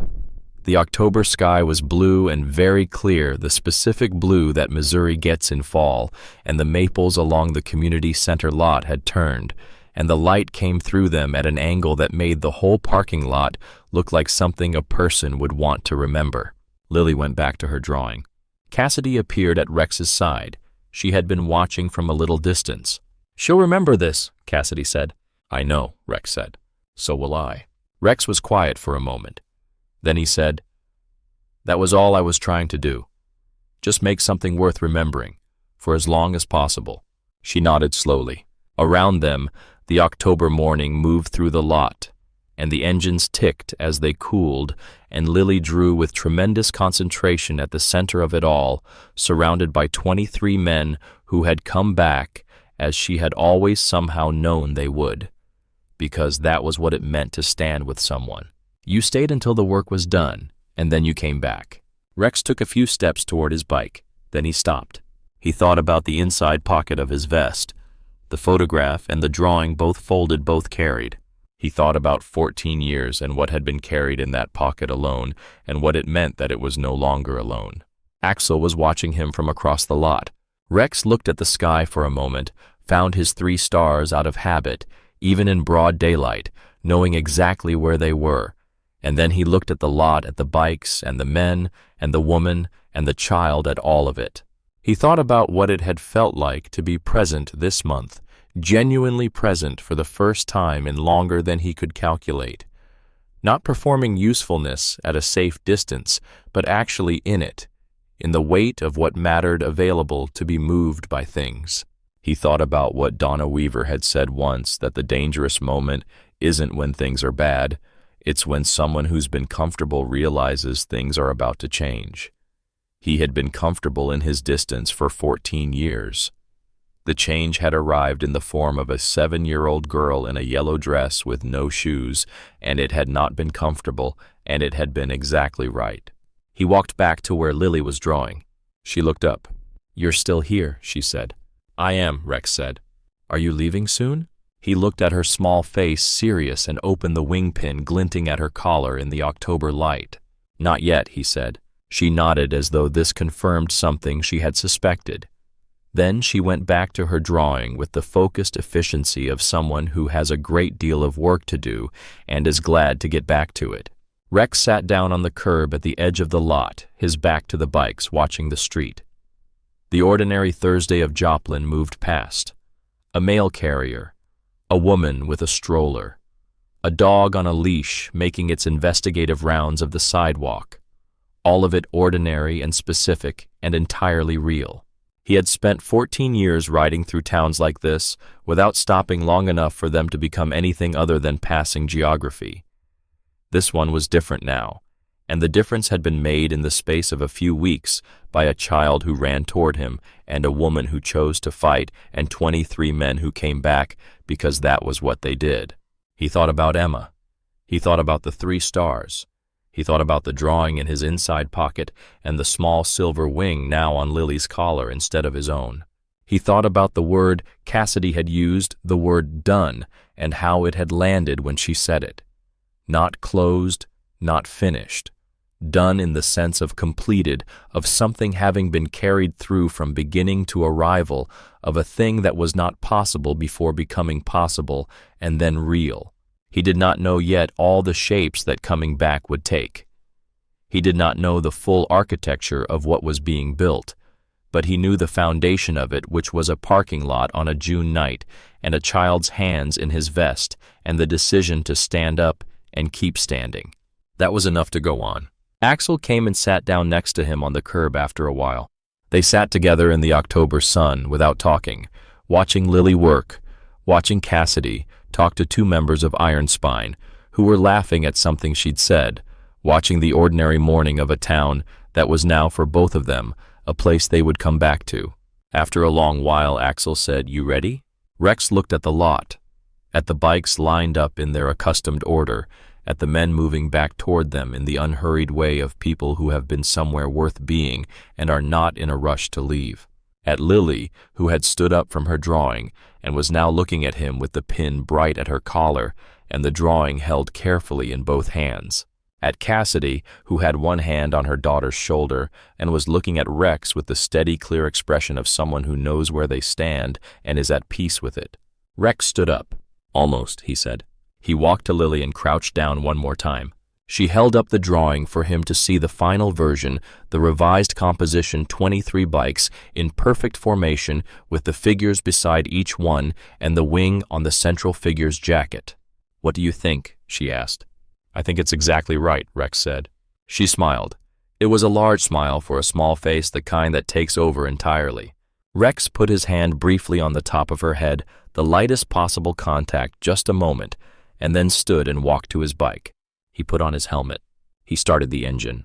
Around him, 22 other engines came to life in sequence. The familiar sound rolling out across the October morning of Joplin, Missouri, which was a town in the middle of the country that contained on this particular Thursday a woman who had found her way back to her own life and a child who was growing up, knowing that courage is the decision to run toward the thing you're most afraid of, because sometimes the thing you run toward turns out to be exactly what you needed. The bikes pulled out of the lot in formation, slow and steady, the way they always moved when they were somewhere that mattered and weren't in a hurry to leave it. Rex was at the front. He did not look back. He didn't need to. He could feel in the specific way that certainty feels that Lily was watching from the edge of the lot with the drawing in her arms and the wing at her collar, and that she would be there when he came back, and that coming back was already as true as anything he had decided in 57 years of deciding things. The road opened ahead of him, and the engines pulled through the October light, and Rex Dalton rode into the morning thinking about what comes next, which is always when you are paying attention more than you expected. Behind him, 22 bikes. Ahead, the road. All of it mattered. All of it had always mattered. He had just needed a 7-year-old girl in a yellow dress with no shoes to run across a dark parking lot and remind him. Dorothy Weaver, 3 days after Briggs's arrest, was in her garden in Nixa, turning late-season soil with the methodical focus she brought to everything. Rex had driven down to check on her, and she made him tea without asking whether he wanted it, which was a characteristic of people who have lived long enough to know what people need better than the people themselves do. They sat in her kitchen in the mid-morning light while she explained what the FBI meeting had been like, testifying in front of Hartwell and Morse and the federal documentation specialists. She described it plainly as a task that had been necessary and was now completed. "I was more afraid of what I was carrying than I was of Vance Briggs," she said. "Once you've spent 3 years being the person who knows something and doesn't act on it, the knowing becomes its own kind of weight." She turned her cup. "I thought about all the people who might have been in Cassidy Monroe's situation during those 3 years, who went to Earl Cobb and got nothing, who I could have helped if I'd been braver sooner." Rex said, "You came forward when someone gave you a reason to believe it would land." "Is that an excuse?" "It's a fact," Rex said. "Most people need someone else to start before they can start. You needed to see that the ground was solid before you put your weight on it." He paused. "You put your weight on it. That's what mattered." Dorothy looked at him. "What are you going to do now?" she asked. "Keep riding," Rex said. "That's not nothing," she said. "No," he agreed, "it isn't." He drove back toward Joplin on the long road through the Ozarks, where the October color was fully in, and the hillsides ran through everything from green to gold to a particular burnt red that only happened at this altitude in this season. Rex rode slowly enough to see it properly. This was something he had not done in years. He thought about what it meant to be a man who rides. He had spent years inside the mythology of it, the freedom, the road, the leather and chrome shorthand that other people used to file him away into a category they thought they understood. And underneath the mythology was something simpler and truer, which was that riding was the way he processed the world. The bike as a thinking machine. The road as a medium for working through things that didn't resolve when stationary. He had processed a lot of things on this trip. He had processed the specific cost of keeping everything at arm's length for 14 years, the particular damage of being functional and reliable and never present, never actually available to be moved by anything, The way you could fill time with usefulness and still at the end of it be empty in the exact shape of what you'd been protecting yourself from feeling. He had processed the specific thing that happened when a child ran toward you in terror and chose you without knowing you, without having any reason to trust you, except the fundamental human calculation that you were big and present and possibly safe. What that placed on you, what it gave you the opportunity to become. He had not processed it fully. He did not think he was going to finish processing it on this road or any other road.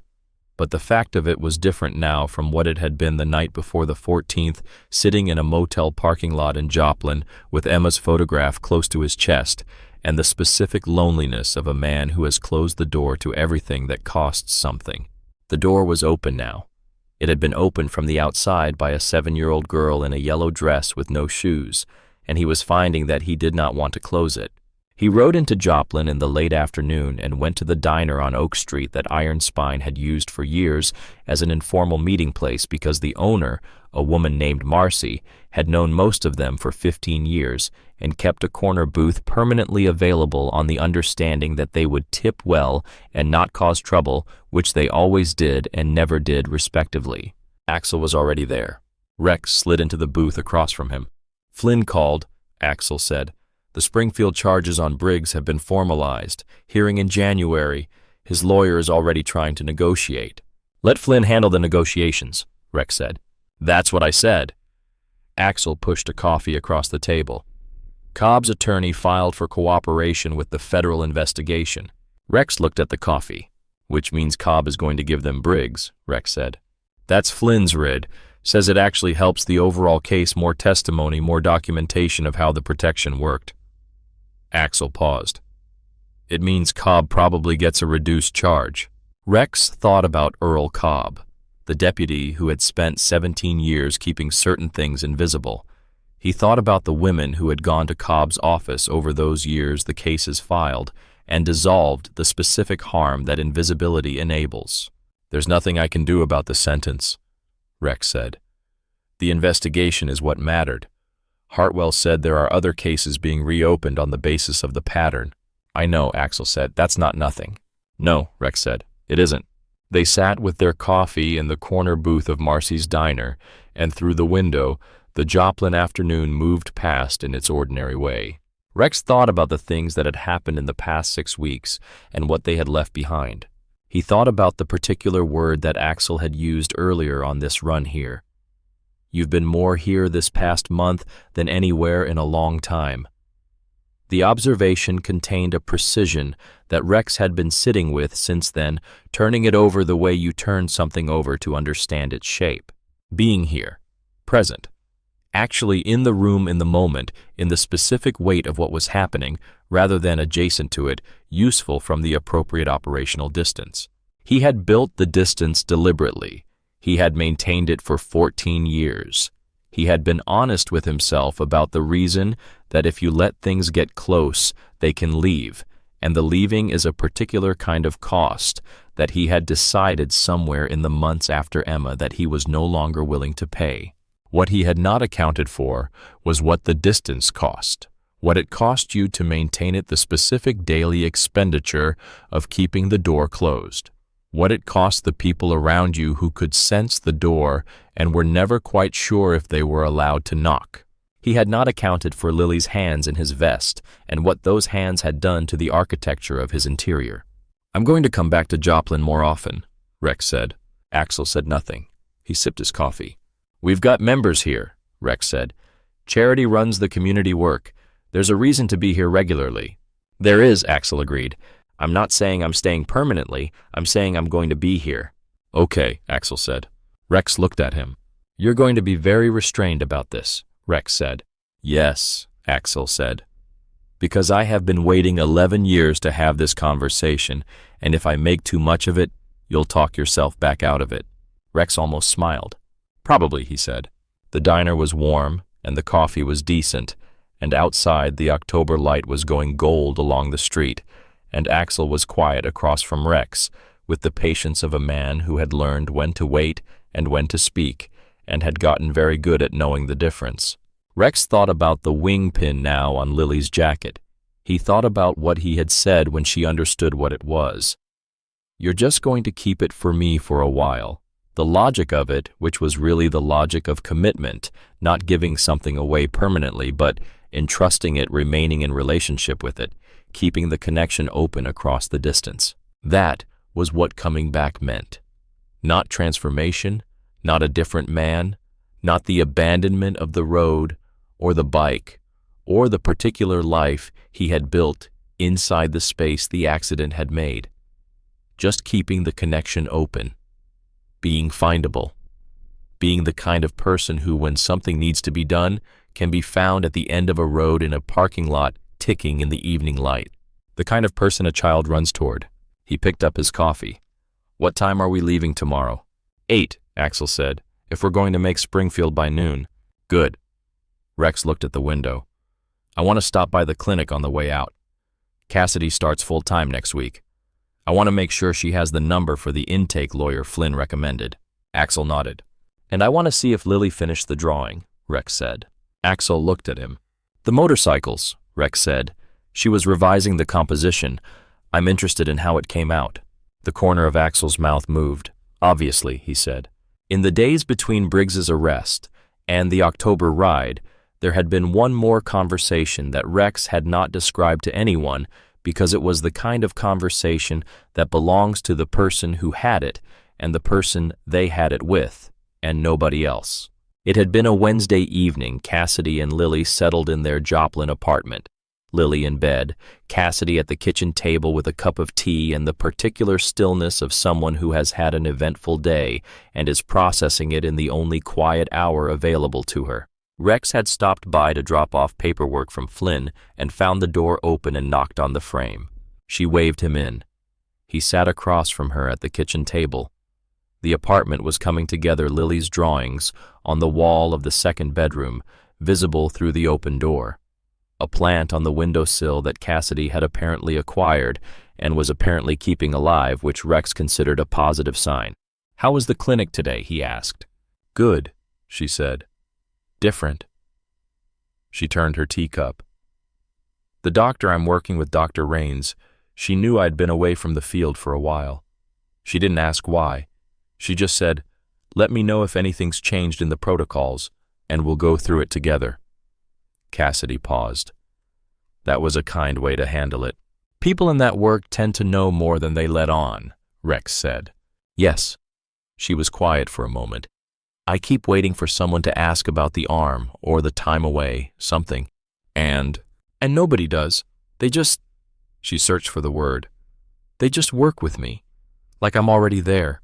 Already who I am. Rex thought about that. You are already who you are, he said. She looked at him. I know. I'm still getting used to people acting like it. The apartment was quiet, except for the faint sound of the street outside and the hum of the refrigerator and the specific small sounds of a home that is being made gradually into something that belongs to the people in it. Rex, Cassidy said. Yeah, I want to tell you something about that first night when Lily ran to find help. You don't have to. I want to. She set down her cup. I heard her leave. I heard the door. I told her to run, but then I heard the door close behind her, and I thought a 7-year-old alone at night on a highway, and I thought I'd made the worst decision of my life. I thought I'd sent her out there and something terrible was going to happen to her, and it was going to be because of me. Rex was quiet. And then I heard the engines, Cassidy said. That sound. 23 engines all at once. I heard it through the walls coming closer. She stopped for a moment. I didn't know what it was. I didn't know if it was better or worse.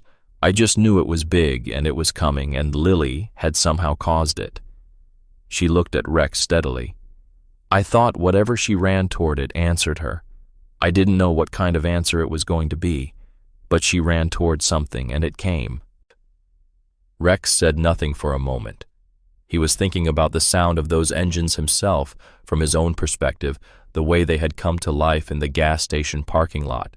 One by one, each man starting his bike without being asked, without discussion, the collective decision made in the space of 10 seconds. She made a good choice, Rex said finally.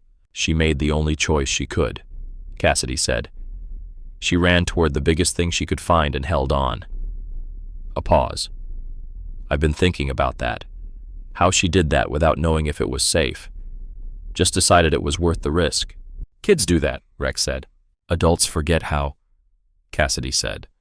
She looked at her cup. I forgot how for a long time.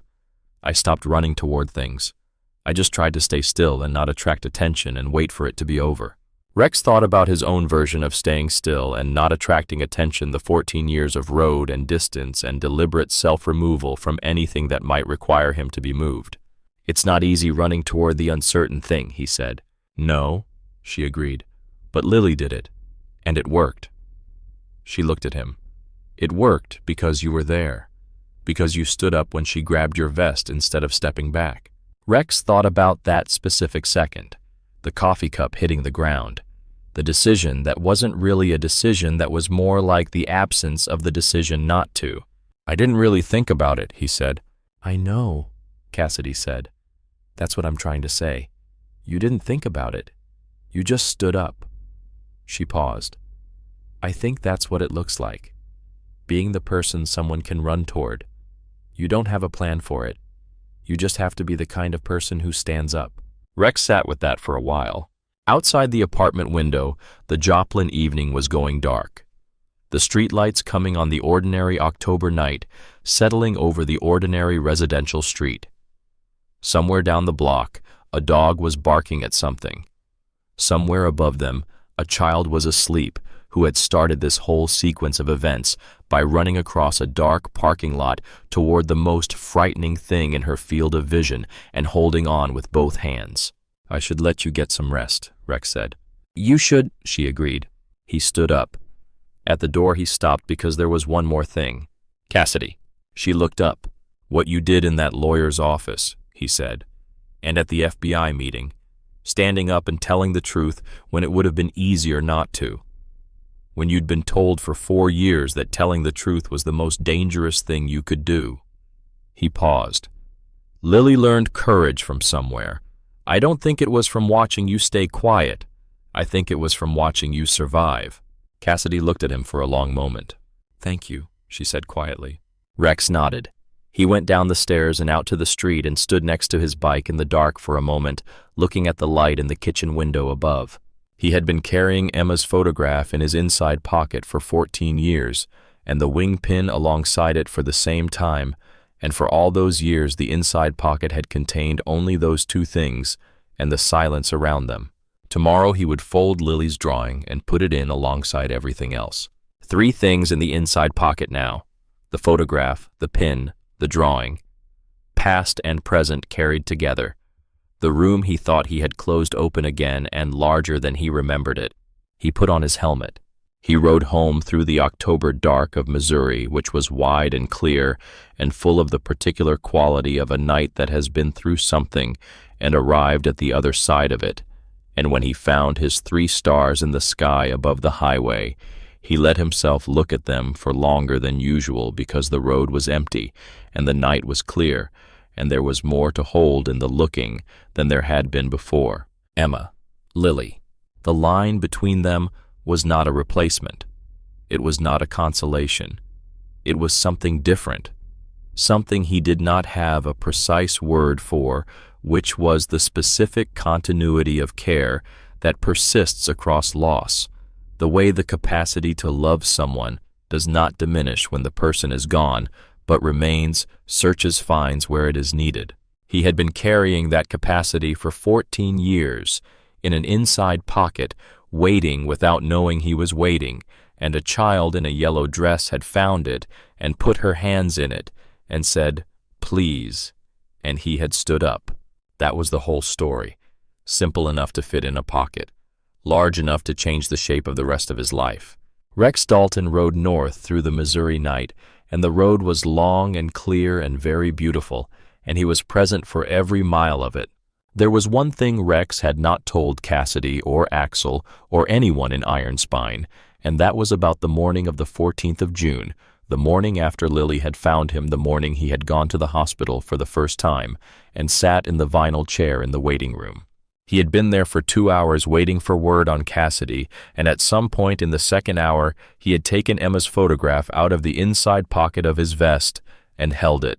He did this sometimes. Not often. On the 14th, he almost always did it because the 14th demanded something that words couldn't give, and the photograph was the closest he had come to finding a form for what he needed to say. Emma had been photographed at 6 years old in the summer before the accident, standing in a field somewhere outside Branson, with wildflowers up to her waist, and the particular expression of a child who has been asked to stand still and is doing her best, but also thinking about the butterflies that keep landing near her left hand. Her hair was the same blonde as Lily's. He had not thought about that consciously until this moment in the hospital waiting room, holding the photograph, and the thought arrived with a kind of careful quiet, as though it knew it needed to approach slowly. He had not replaced Emma with Lily. He knew that. The thought was not about replacement. It was about the specific way that love, the parental version of it, the kind that orients you toward a small person's safety and flourishing, does not consume itself when the small person is gone. It remains. It has nowhere to go. You carry it forward into every subsequent year, and it does not diminish, and you do not know what to do with it, because the person it was for is no longer there to receive it. He had been carrying it for 14 years. It had been looking for something, not a replacement, just a use. He held the photograph in the waiting room of Mercy General on the morning of the 14th of June, and for the first time in 14 years, he did not feel only the absence. He felt something adjacent to the absence, something that existed alongside the grief, rather than behind it. Purpose. The particular satisfaction of a thing that has been used correctly for the right reasons in the right moment. He had stood up when Lily grabbed his vest. He had made the calls and organized the men and gone to the trailer and been there when Cassidy needed someone to be there. He had not solved everything. He had merely been present, which is what presence means when you do it correctly. The photograph felt different in his hands in that waiting room. Not lighter. He did not subscribe to the idea that grief gets lighter with time, which had not been his experience. Different. The way a tool feels different in your hands when you have finally used it for what it was made for after years of carrying it without use. He put it back in his inside pocket. Sandra, the nurse, had appeared shortly after that and told him Cassidy was stable. Lily was asleep in the chair. Rex had thanked her, stood up, and walked out into the June morning of the 14th, which was blue and warm and entirely indifferent to what it contained in any given year. He had stood in the parking lot and thought Emma would have been 21 today, and then he had thought she would have been proud of that. He did not usually allow himself that kind of thought. It felt presumptuous attributing qualities to someone who was no longer there to confirm or deny them. But the thought arrived with a conviction that he had not been able to dismiss and had not tried to. She would have been proud of it. She would have run toward the same thing Lily ran toward. She had been that kind of child, the one who ran toward rather than away, who grabbed rather than waited, who believed that big things could be asked of the world and the world would answer. He had known that about her. He had always known that about her. He had spent 14 years not knowing what to do with the knowing. Now he thought he was beginning to understand. You carried what the people you loved left in you. You carried it forward until you found a place where it was useful, and then you used it. Not as replacement, not as consolation, as continuation. Emma had loved fiercely and without calculation, and in the 14 years since her death, Rex Dalton had been trying to find the correct form for the fierce, uncalculating love she had left in him, like an inheritance. He had tried the road. He had tried distance. He had tried being useful at a remove, helping without being helped, giving without receiving. None of it had been the right form. The right form, it turned out, was a gas station parking lot, and a child who ran toward him and held on, and 23 engines, and a fractured arm, and cracked ribs, and a woman who decided to fight, and a lawyer who worked Saturdays, and an FBI agent named Hartwell, and an old bookkeeper with a shoebox full of evidence, and 19 men who voted to stay. The right form was all of it together. The specific combination of stubborn presence and directed effort and refusal to be deterred that had over the course of 6 weeks moved a thing that had been immovable for 4 years. Rex carried these thoughts on the roads between the towns of Missouri, turning them over the way the road turned under the wheels, finding new angles on them as the light changed and the landscape shifted and the bike ran on through the ordinary, extraordinary days of fall. He was not done riding. He was not done moving. He was not a different man than the man he had been on June 13th, sitting on a curb with cold coffee waiting for tomorrow to be over. He was the same man carrying the same things still on the same road. The difference was the inside pocket. The difference was that it held 3 things now instead of 2, and the third one was a child's drawing of 23 motorcycles with small figures next to each one and a wing on the jacket of the largest figure folded carefully along the lines that preserved the image carried forward. He had told Lily, "You're just keeping it for me for a while." He had meant the pin. But it was also true of everything else of the fierce, uncalculating love that Emma had left in him, which Lily was keeping safe in the specific way that children keep things, which is not by protecting them but by needing them, which is the most useful form of keeping there is. He did not know what the next months would bring or the next years. He knew there would be rides and towns and situations that needed attending to because there always were, and he was the kind of man who attended to them. He knew there would be visits to Joplin because he had said there would be, and he did not say things he did not mean. He knew there would be a January hearing date and a civil recovery process and the long, ordinary work of someone rebuilding a life that had been systematically dismantled. He knew Lily would grow up. He thought about that riding.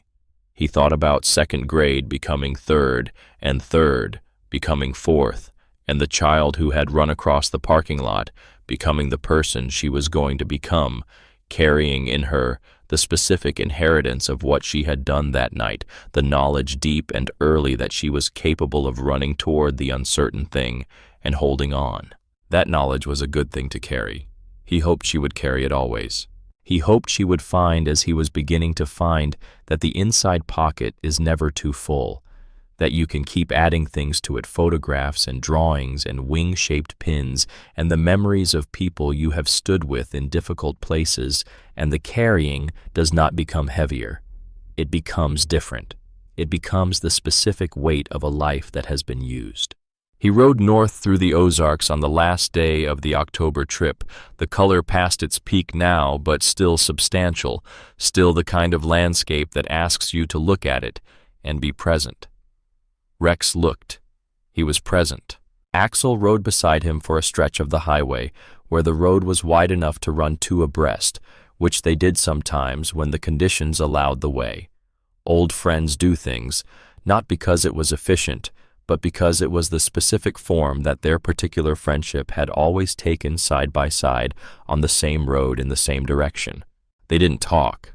There was nothing to say that the road wasn't already saying, and they had both been riding long enough to know that some things are best left to the engine and the air and the specific silence of 2 men who understand each other. After a while, Axel pulled back into formation behind Rex, and the road narrowed, and they rode in the single file that long roads require, and the miles counted down toward Springfield, where the group would disperse for the night before reconvening in the morning. Rex thought about Cassidy's apartment with the plant on the windowsill.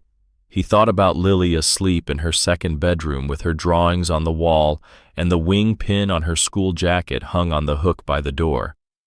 He thought about Flynn's office on Main Street with the frosted glass door and the smell of old lumber and the woman named Greta who gave children legal paper and let them keep the pens. He thought about the diner on Oak Street where Marcy kept a booth for them and would keep it for as long as they kept showing up, which was going to be for a long time. He thought about all the roads that came through Joplin, and how many of them he had ridden through without stopping long enough for the town to become anything other than a place he passed. It was a different town now. He had made it different by what he had done in it, and it had made him different in return, which was how places become real to you, not through any quality of the place itself, but through what happens to you inside it and what you leave behind there. He had left something behind in Joplin. He had left the distance. He had left the 14 years of deliberate remove. He had left the particular closed quality that had served him for so long, and had finally, in the end, stopped being enough. He had replaced it with something that had no precise name, but that felt when he turned his attention toward it, in the way he had learned to turn his attention toward things that needed examining, like the intention to return, the intention to be findable, the intention to be the kind of person who, if a child needs to run toward something in the dark, is worth running toward. That was not a small thing. It was, in fact, the thing he had been working toward his whole life without knowing it. Rex Dalton rode into Springfield as the late afternoon sun came through the gaps in the overpass and laid gold bars across the highway, and he thought, this is what it feels like to be exactly where you're supposed to be going, exactly where you need to go, carrying exactly what needs to be carried. He thought that's enough. He thought that's everything. The road ran on ahead of him, long and clear and very much alive, and he followed it as he had always followed it into whatever came next. There was also the matter of what happened at Donna Weaver's property the night Briggs was arrested, that Rex had never spoken about in detail to anyone, because it belonged to a category of things that are personal enough to keep and important enough not to lose. He had been at Garrett Holden's house in Springfield when Axel's texts came in, tracking Briggs south on Route 44, and then onto the county roads. He had been sitting in the front room waiting, doing the specific calculation of presence and distance that the situation required. Cassidy and Lily were in Springfield safe with Garrett downstairs and Bee upstairs, and the dogs in the yard. The cabin in the Ozark Hills was empty of the people Briggs was looking for. The question was whether the trap that had been set by Briggs's own predictability would close before anything else was required. He had been patient with a patience that cost him something. Patient because action would have been wrong. Patient because the work of weeks was converging on this night, and the thing required was stillness, not motion. And then the text came in and the timeline proceeded, and at 10:11 Axel sent 3 words, "They have him." Rex had sat with those 3 words for a long time. He had thought about the specific quality of the night outside the window, the Springfield evening, ordinary and residential families in their houses, dogs on their walks, the ordinary October machinery of a city that did not know and did not need to know what was completing itself 30 miles to the southwest. He had thought about Vance Briggs's truck pulling to a stop at the junction of the county road and sitting there on a Sunday morning while Briggs looked for a woman he believed he still owned. He had thought about the particular kind of certainty that produces that action, the certainty of a man who has operated for long enough inside a system that protects him, that he has confused the protection of the system with the protection of justice, that the impunity was the natural order rather than a constructed one. The constructed order had been dismantled, not by violence, not by counter-intimidation, by documentation and testimony, and the patient construction of a case that could stand in a room with a federal agent and be sufficient. By a bookkeeper's shoebox, by a lawyer who worked Saturdays, by a woman who decided to stop letting threats be enough, by a child who ran across a parking lot. Rex had thought about all of this, and then he had done something he had not done in a long time, which was close his eyes and sit in the quiet of a house that was not his and feel without qualification grateful. Grateful for the child. Grateful for Cassidy's decision. Grateful for Axel and the 19 who stayed. Grateful for Dorothy Weaver's 3 years of keeping the shoebox when she could have burned it. Grateful for Patrick Flynn's Saturday mornings and Hartwell's attention, and even in a complicated way, for the 14 years of road that had brought him to that particular gas station on that particular night. He had not been grateful in a long time. Gratitude requires presence. It requires being in contact with the thing you're grateful for rather than at a managed distance from it, and he had been at a managed distance from everything for so long that gratitude had stopped being available to him. It was available now. He had sat in Garrett Holden's front room in Springfield on a Tuesday night in October and been grateful, and it had felt like the first full breath after a long time of breathing carefully. When Cassidy had asked him the following morning how he was, he had said fine. He had meant it. He had not explained it, because some things are better kept in the inside pocket where they belong, carried close to whatever photograph and drawing and small silver wing you carry alongside them. But he was fine. He was in fact better than fine. He was present, which is what fine looks like when you have been somewhere else for a long time and have finally come back. The October light held the Missouri hills. The road held the bikes. The inside pocket held what it held. Rex Dalton rode on, and the road was good, and the carrying was right, and somewhere behind him, in a second-floor apartment on a residential street in Joplin, a child was asleep, with a wing pin on her school jacket hung by the door, dreaming whatever children dream who have been brave and been answered and are growing up in the knowledge that the world contains people worth running toward. It was enough. It had always been enough. It was everything. The thing about roads is that they don't end. They change character, they narrow, they widen, they become interstate or become dirt, they run through towns and through the spaces between towns, but they don't end. They connect. That is their function. Every road Rex Dalton had ever ridden had connected him to something, a destination, a person, a moment, that he might not have found if he had stayed where he was. He had been riding for 35 years. He had covered most of Missouri and considerable portions of the states adjacent to it. He had ridden through weather that would have turned back a less stubborn man, and through the kind of clear October days that make you grateful for the specific invention of the motorcycle, which is the correct vehicle for exactly this type of landscape and exactly this type of day. He had ridden alone and in groups and in the complicated middle state between alone and with others, which is what Iron Spine was on a long trip. You're together in a way that isn't conversation held in the same direction by the same intention, each person in their own interior, but connected by the shared movement and the shared sound. He had ridden through grief and through the deliberate distance from grief and through the long, flat middle years when neither of those things was dominant, just the road and the work, and the accumulated sense of a life being lived with some portion of itself kept carefully in reserve. He was no longer keeping it in reserve. That was the change, finally and simply stated. He was no longer keeping it in reserve. The portion that had been held back the capacity for presence, for genuine contact with the weight of what mattered, for the specific vulnerability of caring about a specific outcome for specific people was no longer held back.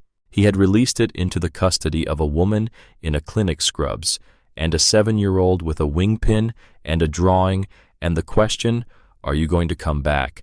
that she had asked him twice and received twice the same answer. "You know where to find me, and then I'll come back." Both times true.